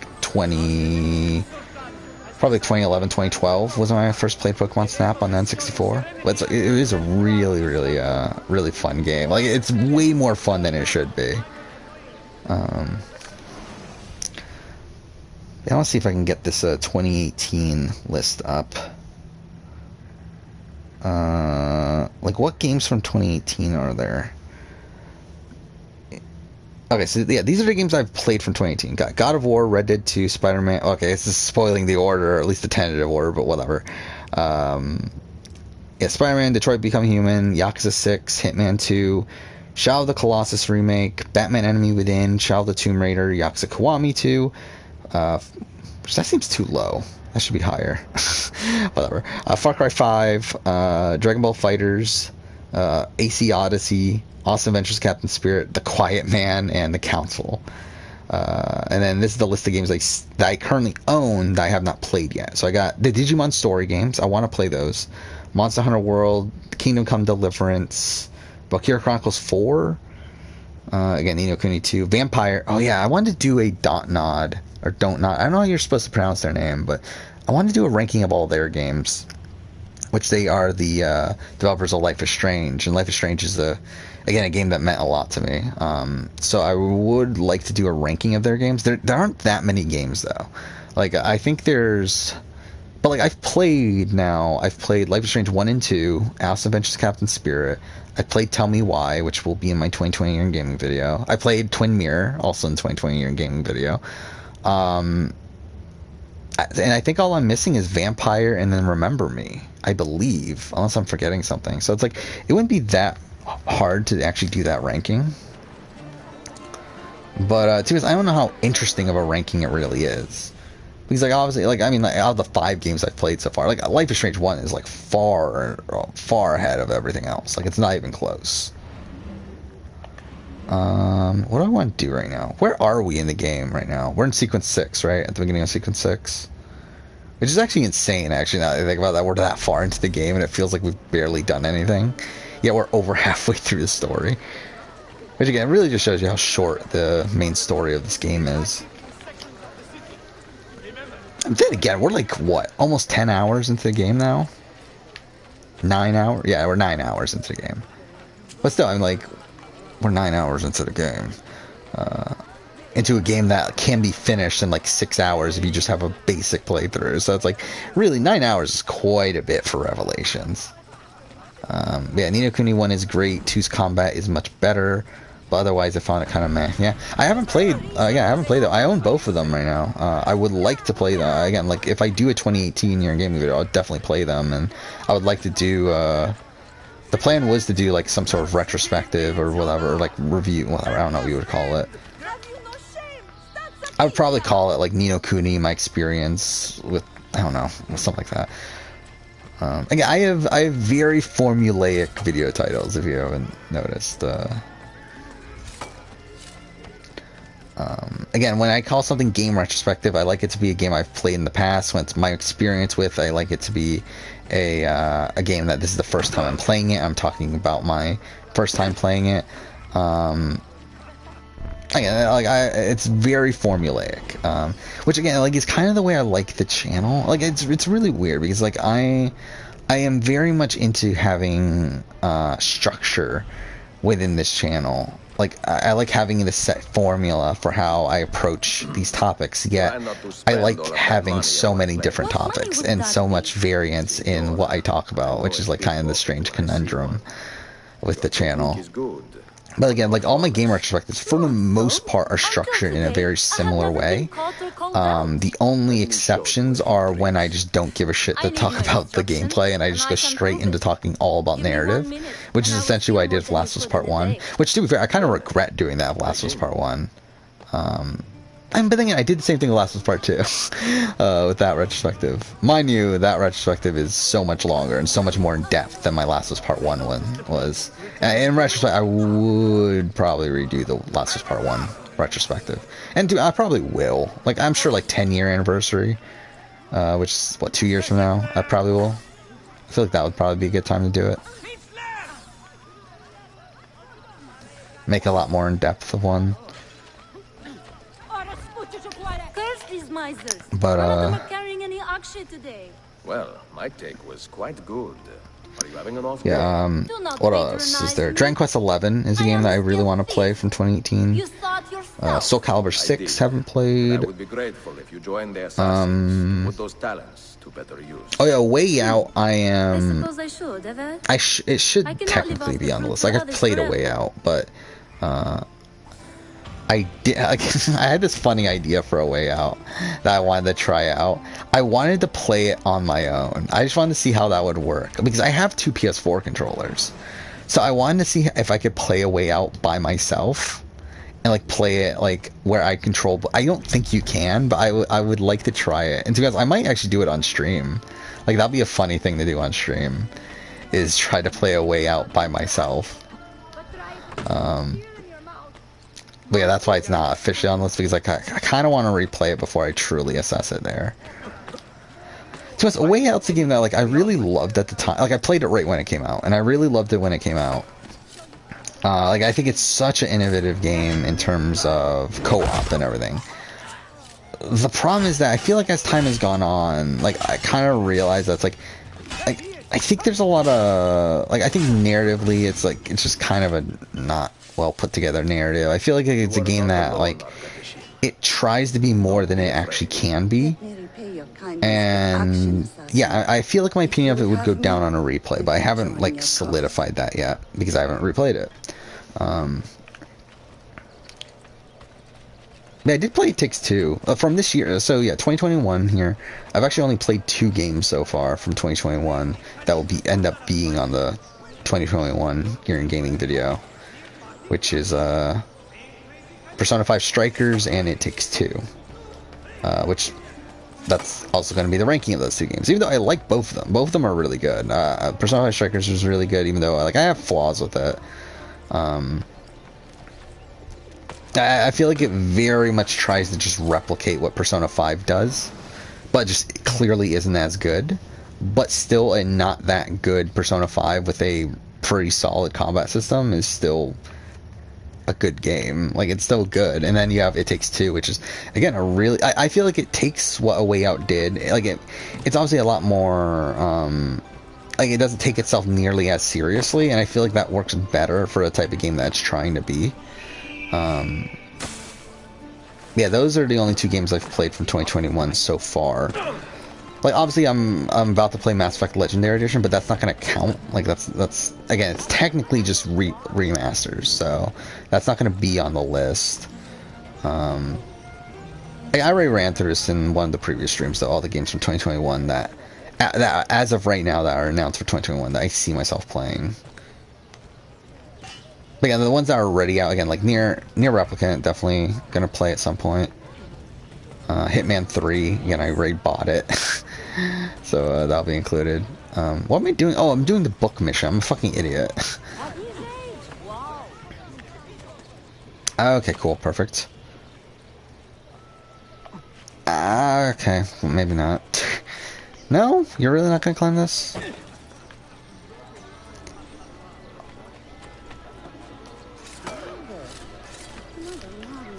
Okay. Yeah, I mean, what else? Oh, Thronebreaker. That's the game I need to play. Which is the Gwent game, essentially. The single-player Gwent game from the Witcher series and everything. Really need to play that. I plan on doing a video on it, actually. Like, I think I even mentioned it at the end of my Witcher... actually, I just realized today it actually is the 6-year anniversary of The Witcher 3, isn't it? I think, well, May 20th or 21st, somewhere around there. I forgot, but either way, yeah, I believe I mentioned, so a year ago now, in my Witcher 5-year anniversary video, I believe I mentioned that I'm going to do a video on Thronebreaker, and I still haven't done it. And to be honest, at this point, it's looking very unlikely that I do it. But still, I would definitely like to play the game at some point, just, again, haven't got around to it. It's got to be that one, yeah. Celeste, I haven't played Celeste yet. That's a big one. Then Fist of North Star, which again I'll play for the Yakuza spin-off video. Then there's a list of games I don't... Oh, Subnautica's a game I haven't moved on to the list yet. Yeah, I mean, to be honest, out of the games I don't own yet, there's nothing like too major in there that I'll go that far out of my way for. I feel like I own most of what I want to play from 2018. And I already have by the way, I already have lists for... I literally have a list for every year from 2014 on, of like all the games that... like ranking of all the games from those years and games I've played, games I haven't. Mind you, some of these weren't set up until I decided to do the Game of the Generation video, where I kind of used these lists as the baseline for the Games of the Generation video, or for the Games of the Generation list. Obviously, the video's not out yet, and like again, I haven't even started the process of making it, so it's like, but outside of making this rough draft of a list, but. Yeah, I don't know how I'm gonna, like, I've already set some ground rules. I'm only gonna have like 1 game per franchise, as I feel like if I don't do that, then it can become very muddled with like the Yakuza series in particular, and the Final Fantasy, like the fact that like Final Fantasy 15 and Final Fantasy 7 Remake would both be pretty high on the list. Like, I feel like that's kind of a bit much. I feel like both, where is this? To have like Judgment, Yakuza Like a Dragon, and possibly Yakuza 6 all on the list again is a bit much. So yeah, I decided one per franchise. It's like that narrows it down. I still haven't decided though which one of Final Fantasy 15 or Final Fantasy 7 Remake to put on.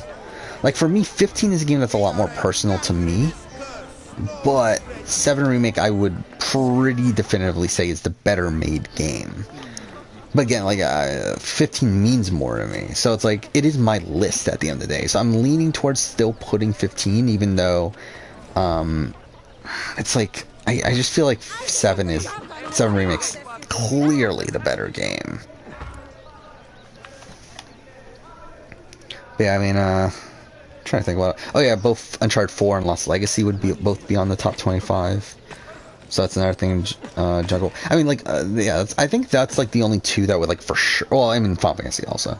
Yeah, like for sure, 4 and Lost Legacy, Uncharted 4 and Lost Legacy would both be on the list if there wasn't that rule.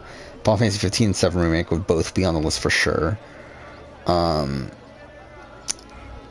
Yakuza games are a bit more hazy. I think Like a Dragon and Judgment would probably be top 25. I think 6 would be borderline. And to be honest, I don't even know if I would include Kiwami and Kiwami 2. And like, it's insane actually when you look at like this generation, because like this generation, like what I'm including is, so again, these are the base rules for this. I think it's like so it's from the point that the PS4 and Xbox One came out, which is November 2013, to the point where the PS5 and Xbox Series X came out, which is November 2020. So a 7-year period there. Also, the games had to have originally came out on the PS4 or Xbox One. And, I mean, that's like a bit more of a hazy rule. I think what I'm talking about there is more so like around the time that the generation split.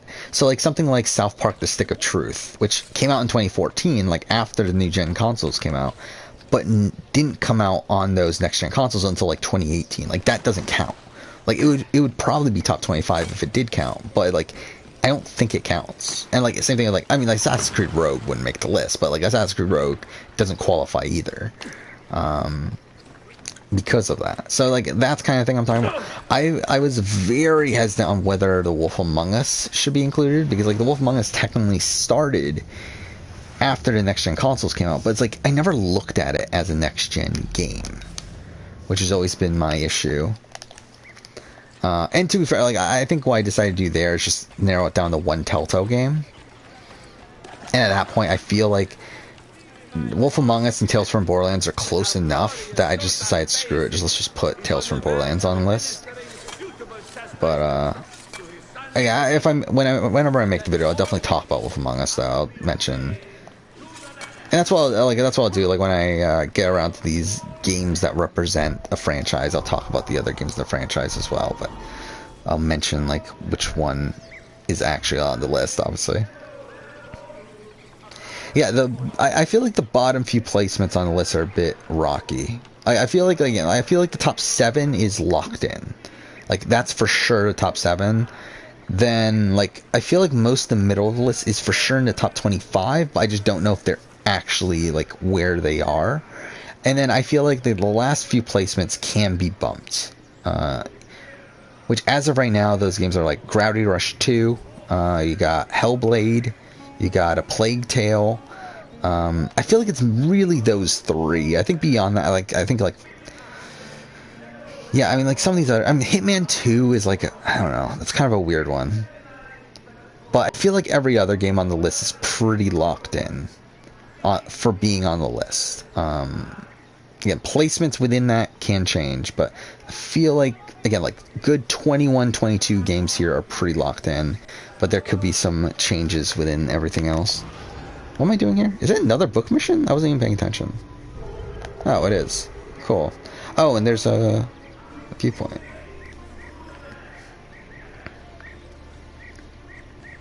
Wait, where's the viewpoint? Wait.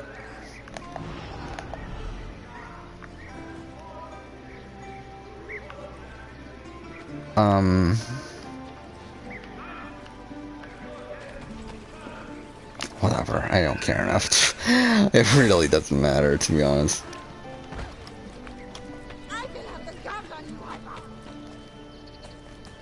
Alright. If I am being honest here, I am starting to get a bit tired, so we're probably gonna possibly start to wind things down relatively soon. I think I could probably go for another 20-30 minutes, but I think we're definitely kind of reaching the point where we're gonna slow things down. But yeah, so yeah, I'm really interested in replaying. Like I talked about this already. Like we're gonna replay Judgment on the channel at some point. I'm really interested in seeing where my opinion stands on Judgment after having now played the other Yakuza games. Because obviously that was essentially my first Yakuza game. There we go. I think it was glitched, wasn't it? It must have been glitched, I think. That's why it didn't come up earlier. But I feel like it's going to go down. I feel like my opinion overall is going to go down. I feel like at that point, I feel like Yakuza 7 is probably going to end up becoming my favorite Yakuza game. But we'll see.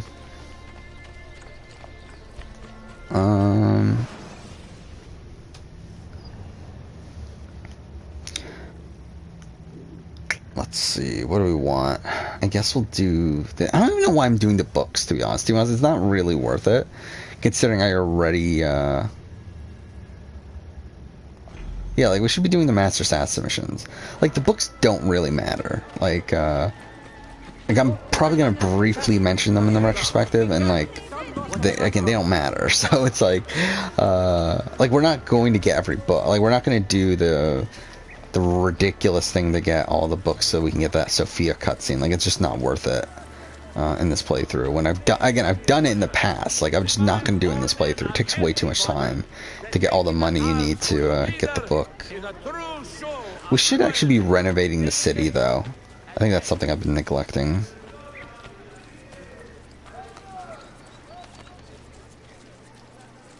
Actually, we haven't even touched Desmond's journey yet either. Shit. Yeah, we kind of have a lot to do still, actually. Even though we're already, like, again, like, over 9 hours into a game that can be finished in 6 hours. Like, we actually have a lot still to do.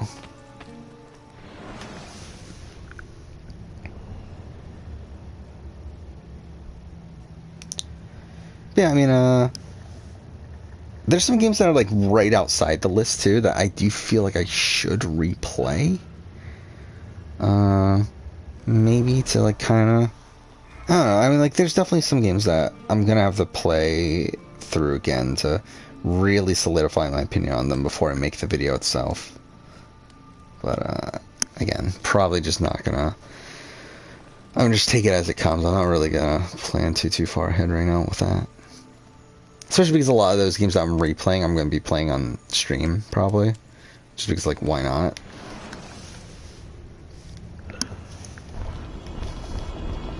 Again, moving forward, that is how I plan... Oh my god, that's a lot of shit. That is how I plan to approach... Oh, are we full? Oh, I didn't realize we were full.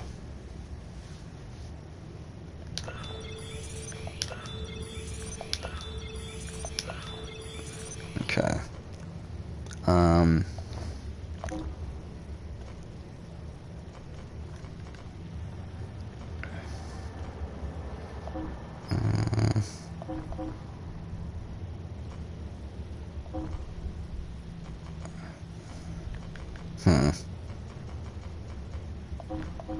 Ah, shit. Well, maybe that's... Is that worth it? Fuck it.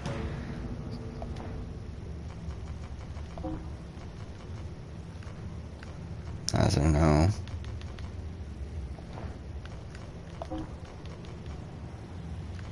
Oh, is there no... Did we already use all of them? All the missions that, give a lot of XP?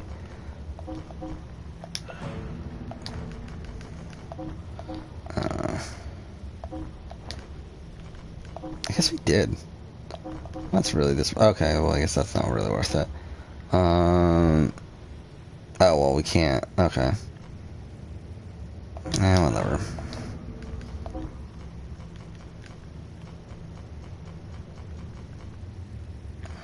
I can't do that.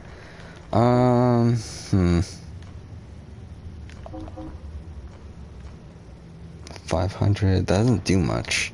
That's not really worth doing.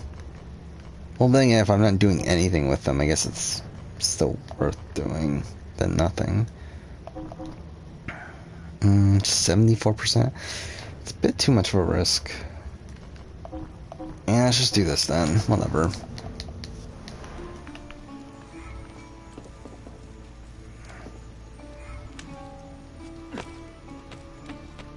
Yeah, there we go.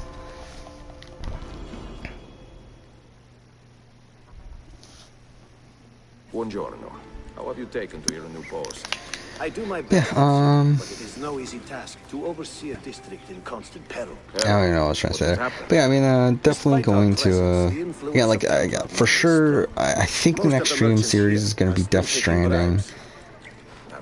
Again, we'll play Judgment relatively soon. We'll play Mass Effect Andromeda relatively soon. Beyond that, again, it'll probably just be replaying games for that top games of the generation. So, I mean, something like Firewatch is something I'm looking into. Something like Inside. Something like... I'm sure we'll replay, like, if... We'll see what... Actually, yeah, when's Wolf Among Us 2 coming out? I guess we'll have to see when that comes out. But we'll definitely play Wolf Among Us 2 before that. I want to replay Horizon Zero Dawn before, Forbidden West comes out. So, never finished Death Stranding? I mean, I could see that. Death Stranding does become kind of a slog by the end of it. It's like, I really respect the game, but it's like, that's a lot of the reason why I've been so hesitant to replay it, is just because, like, I just don't feel like playing it. Like, I just genuinely, like, and, like, again, like, I was going to do that 2-year retrospective on it, and, like, one of the main reasons why I canceled is because I just didn't feel like playing Death Stranding. It's like, but, like, here, if we're doing it on stream, I feel like I'm more incentivized to do it.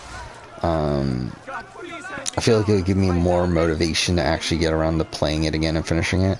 Which, again, makes it, but that's, like, one of the reasons why I find it so tough to assess. Especially on this Top Games of the Generation video, because, like, at the end of the day, it's a game that I don't want to play, but I respect so many of the things that it does, and I think it tells a great narrative at the end of the day. That it's like how much can I overlook? What business is it of yours how quickly I make my money? And, like, even in my 2019 year gaming video, that was why I didn't put it at number 1. Was just because it's like even though I respect the game so much, like, overall my overall experience with it wasn't, like, super positive. And to be fair, I mean, like, Kingdom Hearts 3, which I did put at number 1, like, even that, it's like, I didn't, like, it's not a perfect game. Like, it's not like, where am I going? It's not like that was, like, an overall, like, great experience either. Like, it wasn't, like, again, like, when you, I guess I'll just talk about it, like, who cares? Yeah, spoiler for the middle portions of the list of the games of the generation. I mean, like, they're both, like, mid-tier, like, like, they're in the middle, again, like, it's probably going to be a top 25 games of all time, or of the generation. Like, both, I think they're number 13 and 14 back-to-back right now.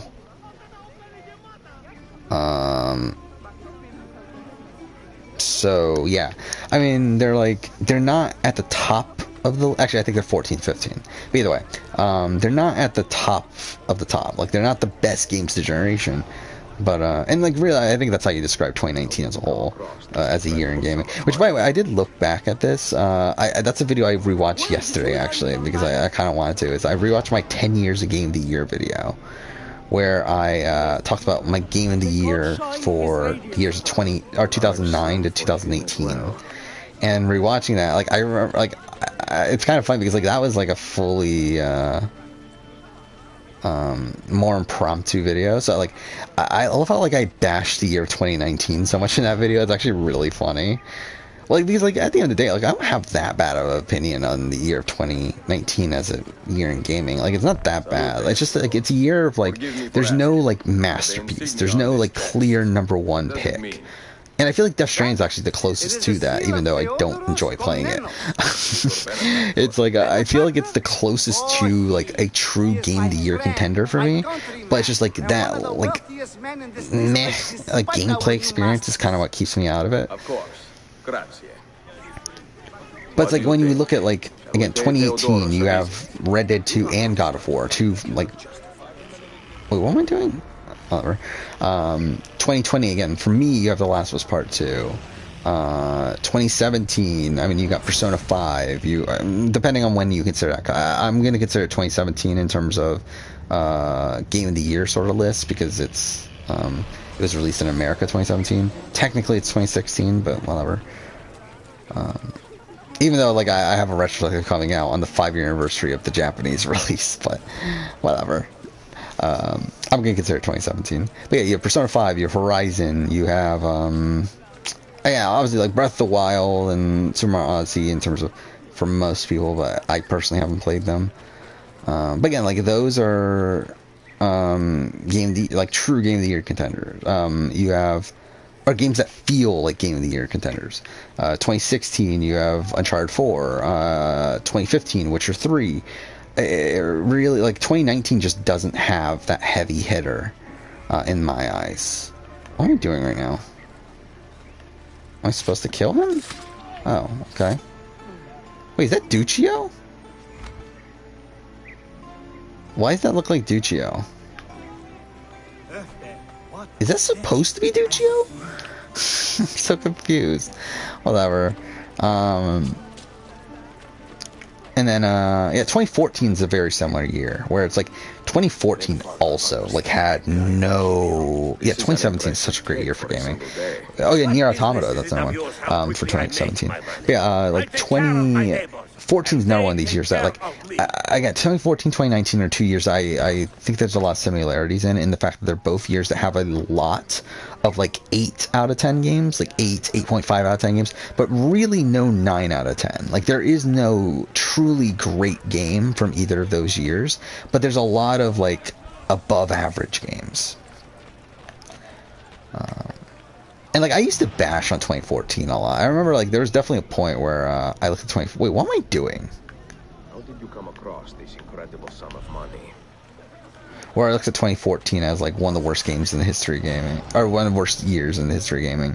I don't think that anymore, largely because, again, I feel like there's a lot of, like, 8 out of 10 games that I personally enjoy from the year 2014, but it's still not a great year. I mean, it's, again, there's no real,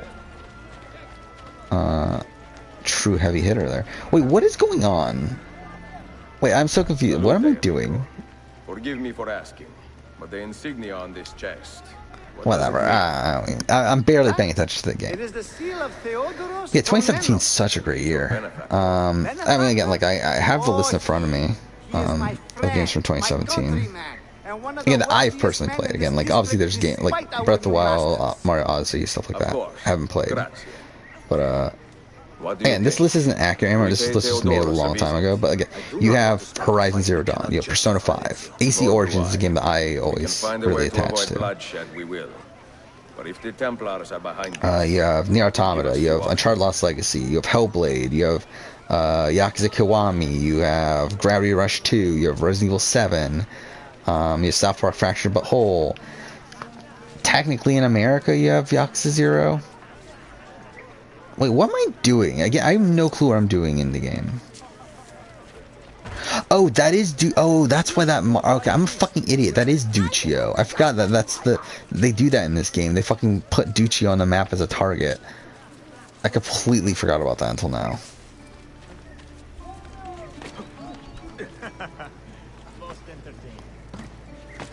Okay, I get it. So we were just... Yeah, I just wasn't paying attention. This is what we were supposed to be doing. We're supposed to be following him, not killing Duccio.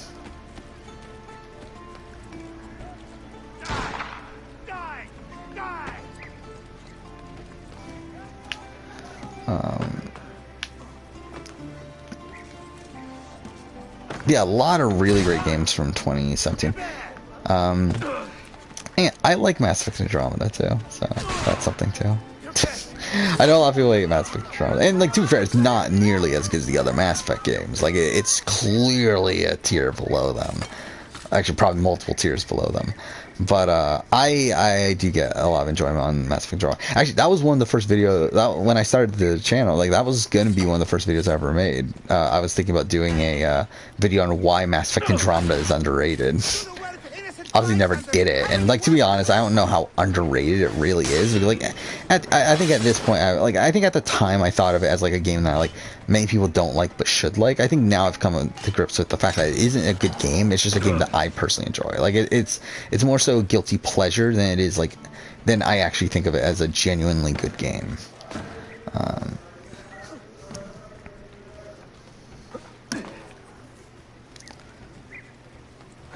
Yeah, 2017 is a great year. 2018 I feel like is a very top-heavy year.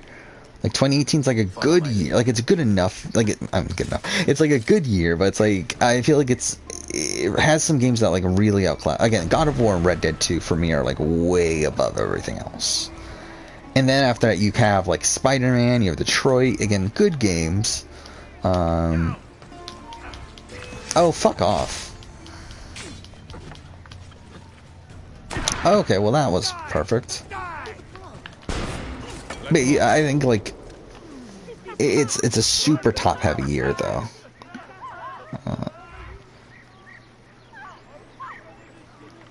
And then but yeah, 2018 is still a good year though. 2016 I think is a bit weak. Yeah, 2016, yeah, you have Uncharted 4, Final Fantasy 15, Hitman, Firewatch, Inside. I think after that, it's like you're getting into a lot of like kind of sort of game. I mean, Ratchet and Clank remake's like good. Batman Telltale is like fine. Watch Dogs 2 is fine. Again, it's a lot of just kind of okay games. Mind you, there's some games I haven't played yet from that year. But even like looking at this list, like outside of like The Witness and like Titanfall 2, it's like I don't see anything that has a chance of cracking that top tier of the list. Maybe Digimon Story, Cyber Sleuth, I don't know. But again, like really not a great year in the grand scheme of things, even though it has like some really good ones. 2015, I feel like is 2015 is a solid year. Like again, not like a mind-blowingly great year, but like I really feel like this generation hit its stride in 2017, and then 2018 was really great as well. And 2019 was like okay, and then 2020 was good. Like it was good, but like I think I was hoping it was going to be better than what it was though. I think it was set up to be a better year than what it ended up being, but it's still a good year. Like it's still fuck.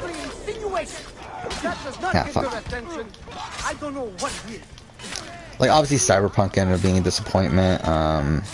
For me, Ghost of Tsushima ended up being a disappointment. Even though it's still not bad, it's just that it's not as good as I would have liked it to be. Where do they cut folks like that? Isfahan? Yeah, I feel like 2020 is a year that is a good year, but just like it could have been better. Theodoros, buongiorno. And I mean, overall, 2020 is probably a better year than 20. The assassins would like to know what your generosity is. Fuck. Okay, I completely fucked this up. Oh no. Accidentally closed stream on my phone here. Okay. There we go. Alright, but yeah, I really would like, or no, that's not what I was saying. 2020 is a better year than 2019, probably, in the grand scheme of things. Watch over this one. When he has regained his sanity. Like, I think if I was ranking the years of this generation in gaming, again, 2013 is not even worth including because it's really only 2 months, and within those 2 months there wasn't really that much that come out anyway. Sure.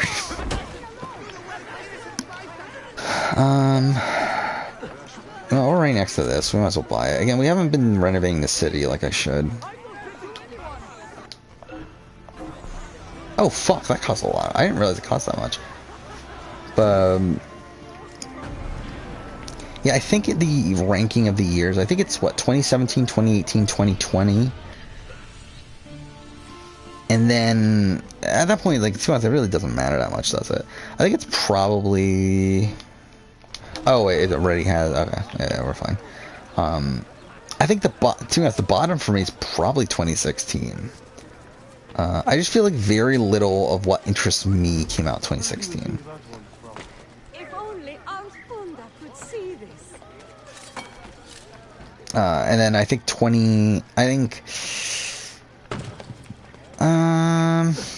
actually that's kind of tough. Because what, the other 3 years are what, 2015, 2014, 2019? It's like, I think 2014, 2019 are back to back. Probably 2019 being above 2014. Probably.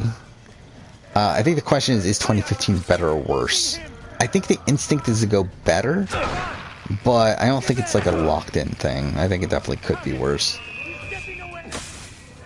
I think it's better, though. I mean, like, it has The Witcher 3, it has Life is Strange.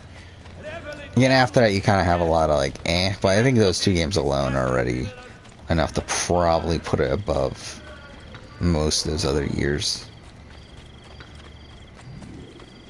At least, again, like 2019, like, again, it has a lot of, like, again, you have Kingdom Hearts 3, you have Plague Tale, you have Death Stranding, you have RE2 Remake, which, it's like, RE2 Remake is a tough one for me to rank, because it's like, I'm not, like, RE2 is not a game made for me. Like, it's a game that, like, I really enjoyed, and I think it is a great game. Like, I think I put it at number 5 on my 2019 ranking. Like, it is a great game.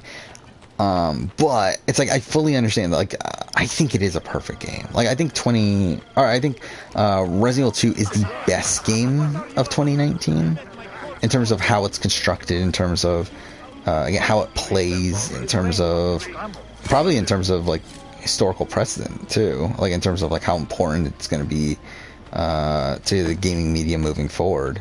Because I think that was like one of the first like remakes of the generation to really show what a remake could do. Obviously, like, we had Final Fantasy VII Remake come out not too long afterwards, but it's like I feel like I think that was like the first one to. How many more do we need? Anyway, let's just do it anyway.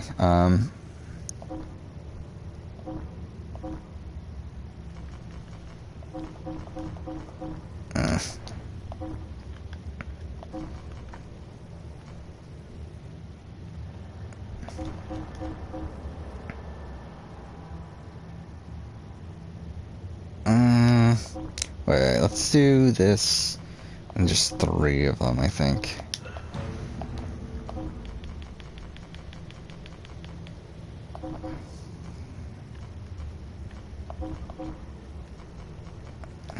Let's do that.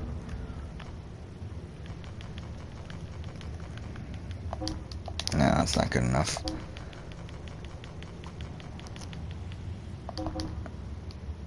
Oh fuck, that's a lot of time though.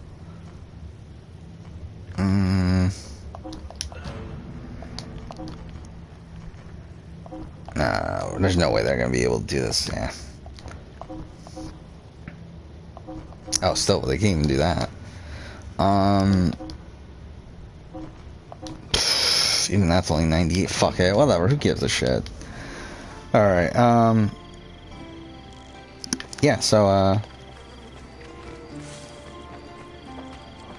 think that's... Okay, well, what are we even trying to do right now, anyway? Like, that's still Duccio that's on the map, right? That's still what that thing is. So, yeah, right now we're just doing side content. I don't want to do Desmond's, again, like, we're kind of reaching the end of the stream. I think we're probably, like, so I didn't want to start, like, Desmond's journey. I think we'll probably save that for, a later stream. I don't want to do memoir pages, because same thing. I feel like I should save that for, its own stream. Or for a stream where I have, like, more time. So I guess we'll just do... We have a book there, but that doesn't really matter. I don't know how much I care enough to do books. Actually, let's look at the DNA tracker. Like, what do we have on here? So, secret location, that's Hagia Sophia, so that's involving the memoir pages. Assassin recruit. Okay, so we've done 4 out of the 6. What is this? This is Master Assassin missions. Okay, yeah, we haven't done a lot of those because we're still leveling people up. We've done both of these. Okay, we've done both the factions. Book quests, again, I just don't know how much I care enough. Piri Reis we've done, and that's it. Okay, so actually, yeah, we're probably closer to finishing the side content in this game than I thought we were. It's really just the Master Assassin missions, and yeah, it's Master Assassin missions, Piri Reis, and or not Piri Reis, Desmond's Journey, and something else. I already forgot the other thing. Well, whatever, you get the point. Because like I don't care enough to do the book quests. Like we're not gonna get the Sophia stuff. Like we're not gonna get the Sophia cutscene at the end, so it's like it's not really worth it anyway. So I'm not gonna put that. We're not gonna 100% renovate the city. It's not really worth it. So, oh yeah, memoir pages. That's what I was trying to mention earlier, right? So again, probably not gonna bother with viewpoints either. We do have that recruit mission. We can't do a Master Assassin mission right now because all our people are gone. So I guess we'll just do these recruit missions and then we'll probably just call it a day, I think. Maybe. We'll see. We'll see how I feel when I do these.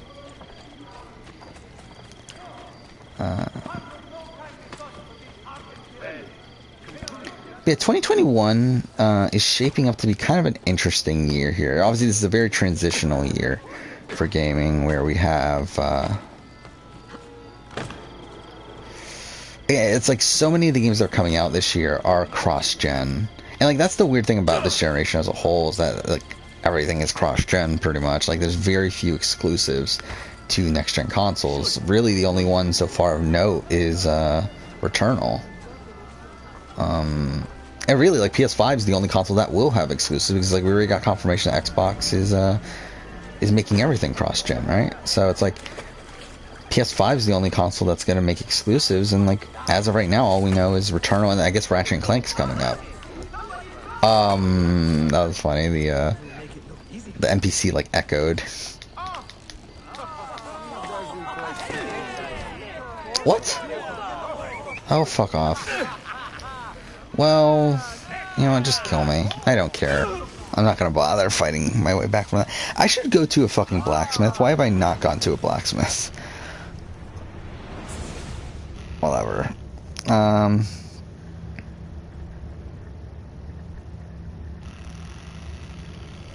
yeah, Lost Judgment is coming out this year. I keep on forgetting that's coming out already. Like, that feels so soon. But, I mean, like, really, like, they've had 3 years. Like, it's not that ridiculous, especially from a Yakuza standpoint, where, like, again, the Yakuza team, like, can turn around games super quickly. Mainly because they're reusing so many assets for every game. But it's still insane that, like, we're getting Lost Judgment this year. Like, for me, this kind of feels like it's being set up to be a year similar to 2019. Or 2014, again, one of these years that, like, there's a lot of, like, 8 out of 10s, probably very few 9 out of 10s. Like, that's the vibe I get. Yeah, I'm interested in seeing what I don't get how Microsoft is doing what they're doing now. It's like, I mean, I get that they're trying out this Game Pass, and they're trying to see, and they're going, like, all in on Game Pass, which is, again, less risky for them, considering Microsoft as a company is so much richer than Sony. So, like, I get how they're, like, able to take this approach. But it's like, how are they making enough profit? Like, where, like, all of their games are going to Game Pass on day one. It's like, and from what I understand, they have started to add in a lot more, like, microtransactions and stuff to their games, which I don't know for sure. I don't play, like, most Xbox exclusives. Mainly because I don't have an Xbox One. Again, I have a PC, but it's like, my PC's not strong. I did play Tell Me Why, but, in general, though, probably can't run most, like, AAA, PC games, or Xbox One games, or whatever, you get the point, Microsoft games. And, Are you serious? fell for my ruse, old man. Okay, or not. But yeah, I'm interested in seeing what they do, like with Starfield in particular, that's coming out. Or I guess secondly, the rumors that's not coming out till 2022, but still, it's like I'm interested in how that goes, like especially because that's like gonna be Bethesda's first game for Microsoft. Like to be honest, like I know a lot of people are saying, oh, Microsoft is like through them buying Bethesda, it's a big win and everything. And like to be fair, it is in terms of like from a general gaming standpoint. But like personalized to me, it's like I don't give a shit. Like it doesn't do anything for me. Like I've never been a big Bethesda guy. I mean, to be honest, my favorite Bethesda games are probably the ones that like I like Fallout 4. Like I understand why people don't like Fallout 4, but like Fallout 4 is like probably my favorite Bethesda game. Which again, like I'm not a big Bethesda guy. I never liked Skyrim. It's not a game for me. I've tried playing it so many times now. Just can't get into it. Just the Elder Scrolls games in general. Yeah, I've liked the Fallout series, but it's like yeah, like Bethesda just makes games that aren't for me. Like I tried to play Doom Eternal just recently for a 2020 year gaming video. Not for me. I tried playing or I haven't. I mean, I've played Prey, which I love the original Prey, which wasn't a Bethesda game, but this new one is, and like, just again, didn't really hit it for me. It's like Bethesda as a company, like, just doesn't make games that are for me. Like, I just don't end up caring about a lot of them. So, like, by Microsoft making Bethesda games exclusive, like, it doesn't really affect me that much. Like, I don't. It's not enough for me to buy an Xbox. Like, I don't care. Starfield 2 is probably the game I'm the most interested in, but I'm not going to buy an Xbox just to play Starfield. Fight for a cause, not only for amusement. I mean, to be honest though, I don't know, I've been thinking about buying an Xbox anyway though, if I'm being honest. Mainly because like Game Pass is such a good deal. Like, but the problem is I own so many of the games that are on Game Pass already, in terms of the back catalog. So really, I'll be buying Game Pass for the new games that are coming out to it, which at that point, it's like, do I even care about a lot of the new games? It's like most Xbox exclusives I don't care about. I'm not I mean, to be fair, I would like to give Gears of War, like the series, another shot, because I haven't played it since I was relatively young. And even then I liked it, but I feel like if I were to give it a shot now, I feel like I would probably like it a lot more. I think. But then again, I feel like there's probably things I would like a lot less now, so it really could go either way. Halo is a series that like I've played here and there, but I never got like too into. But like I got a lot of people that I respect, like, in terms of their opinions on games. Again, that Four Pillars community, like Lasers, Dynamite, like they're big Halo guys, and I feel like that more than likely means I'll like Halo. I mean, like, again, I'm not, just because they like Halo doesn't mean I will like Halo, as like obviously everyone has their own different opinions, but I feel like out of any of the content creators that I watch, I feel like their opinions on games is the most, particularly Lasers, I feel like is the most relatable to me. Like, I feel like there's very few games that Lasers hates. Or I feel like there's very few games that Lasers likes that I don't like. I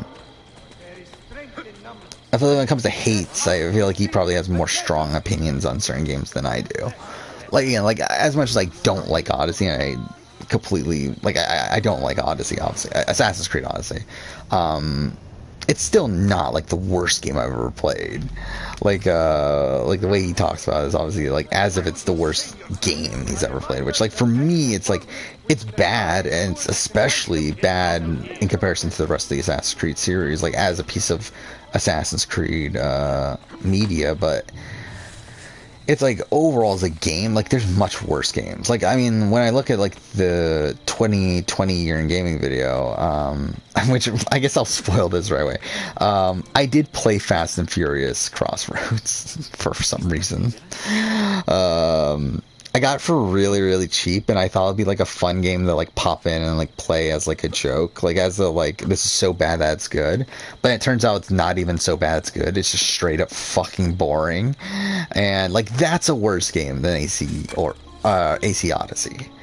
Like there are worse games than AC Odyssey. AC Odyssey is not the worst game ever made or anything, but it is still a grossly mediocre one.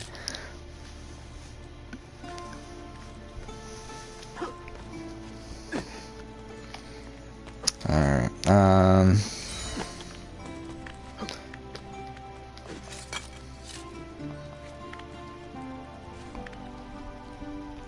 wait, where's this viewpoint? Oh, it's right there.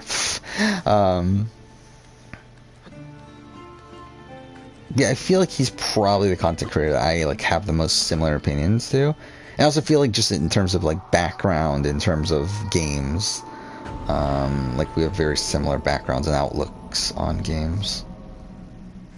I mean, he's a much better content creator than I am. I mean, straight up. But there's like, again, the content he makes is actually really fucking insane. The production value that he puts into it. But again, it's like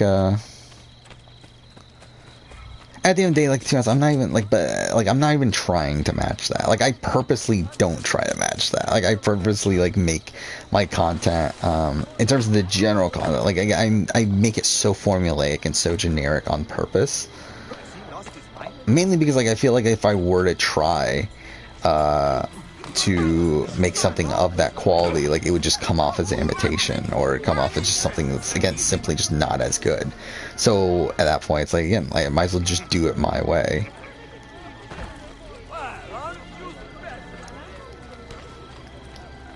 But again, like, while I don't necessarily agree with a lot of the things he says, and a lot of the things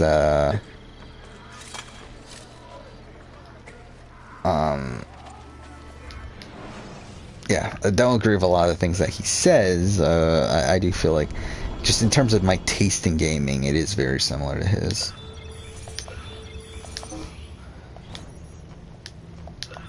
Okay, so these are the ones that don't matter, though. But whatever, we'll send them out on another mission. Is it still under siege? Yeah, okay, we're still...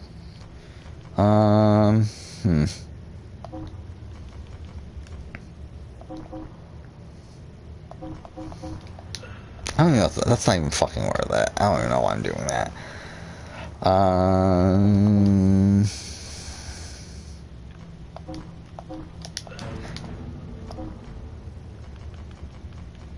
don't even know what I want to do here.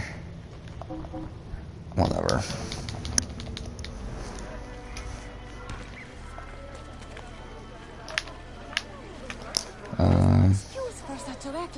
Alright, what am I doing right now? Again, like, I think we're gonna start winding things down. Especially if there's, like, nothing on the map here to really do. That would be... Like, because, like, I feel like the other side pieces of side content that I want to do are things that will take a decent amount of time, and I'm not really willing to go for much more than, like, 30 minutes here. So, I think we might start to wind things down. Because, again, like, memoir pages, like, that's gonna take at least half an hour. You got Desmond's Journey, which is going to take about an hour. And then, again, I always forget, there's another thing of side content I wanted to do. But, oh, Master Assassin missions, which, again, we can't, again, it will take a while to wrap those up. So, we still have this recruit mission there. I think that's the last one we have. So I think we'll do that, and then we'll call it a day. Yeah, I think that's what we'll do. Been going for, what, 3.5 hours here? Or almost 4 hours, holy shit. It's because came into this stream really tired, as like and it's been a pretty long last couple of days. I'm really, even like Tuesday when I streamed, that was a pretty long day as well. But then again, yesterday I talked about all the tech issues I was running into, and just a lot of just a lot of frustration in the sense that I didn't get much of what I wanted to get done. And then today, again, I had to really just fix my PC, and then worked and all that sort of shit. And to be honest, just in general, I've been tired of it for a while. And then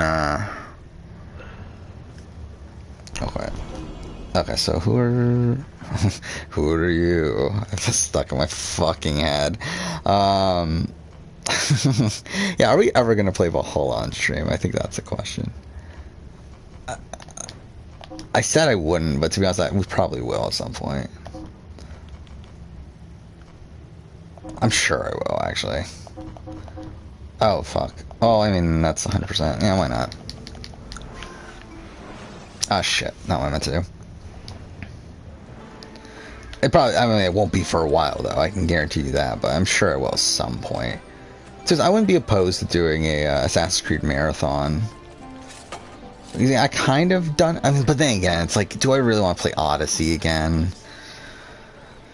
It's like, just that alone, like, makes me like, I mean, actually, to be honest, I probably would rather play Odyssey than Valhalla at this point. Because at least Odyssey, like, with New Game Plus and everything, you can get that done in, like, 10, 15 hours. Like,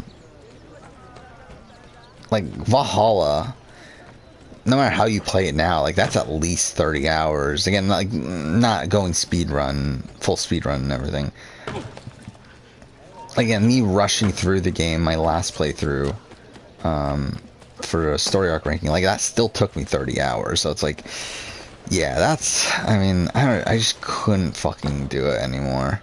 Like, I don't fucking care enough anymore, to be playing these, and that's why I haven't played Wrath of Druids. I still haven't played Wrath of Druids, and to be honest, even now, like, especially now, like, all the Ubisoft stuff coming out, it's making me even less incentivized to play a modern Ubisoft game.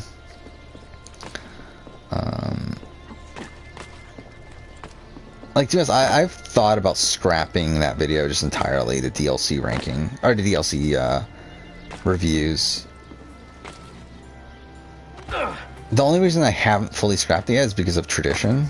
Is because I have done videos on Fate of Atlantis and Legacy of First Blade, so to me it would feel weird just from a consistency standpoint to not do one on these two new DLCs, but it's like, I also don't care enough.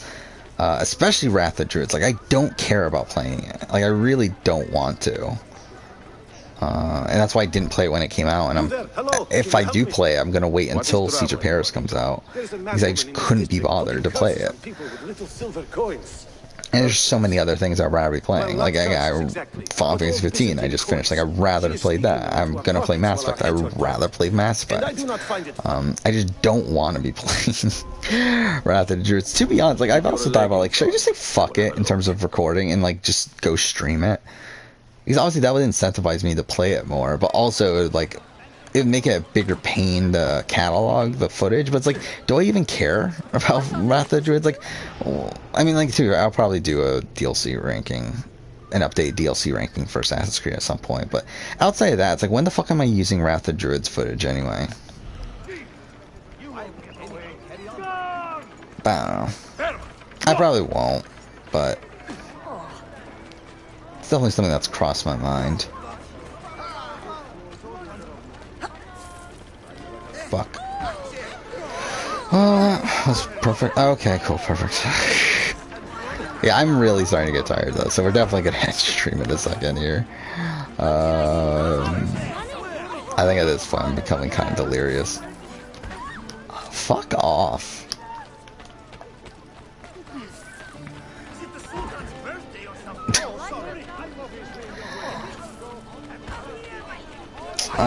And I'll be honest, I don't think I'm getting that much out of this replay here.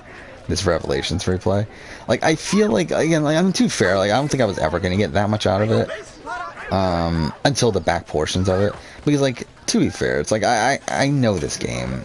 Like, I have a pretty good sense of the game. I didn't really need to replay it to do the retrospective. I just felt like I needed to replay it in the sense that, I just love how I just contradicted myself. But I didn't need to replay it to know what to talk about. I just need to replay it so that I feel better about making the retrospective. Because I just wouldn't feel right to me making a retrospective nowadays without having immediately played the game right beforehand. I will fight with you. But again, it's not like Final Fantasy 15, where like Final Fantasy 15 I haven't played in 3 years. Like I just played this like 9 months ago, so it's like it's not really. And like I 100%ed it not even 2 years ago, so it's like it's not like it's been that long since I played this game.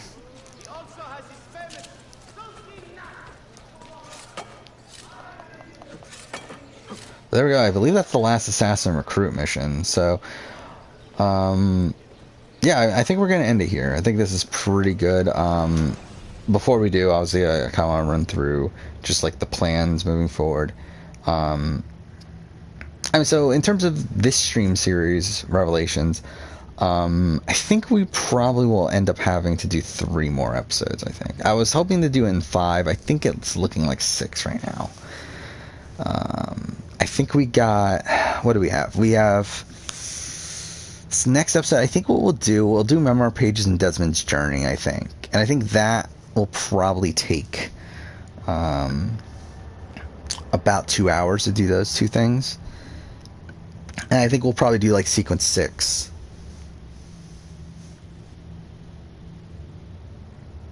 And then we can finish the game. Oh, but we need to do Master Assassin missions. Shit. Yeah, so I mean that, and then we'll do Lost Archive, and that'll be, yeah. So I think like 3 more streams probably.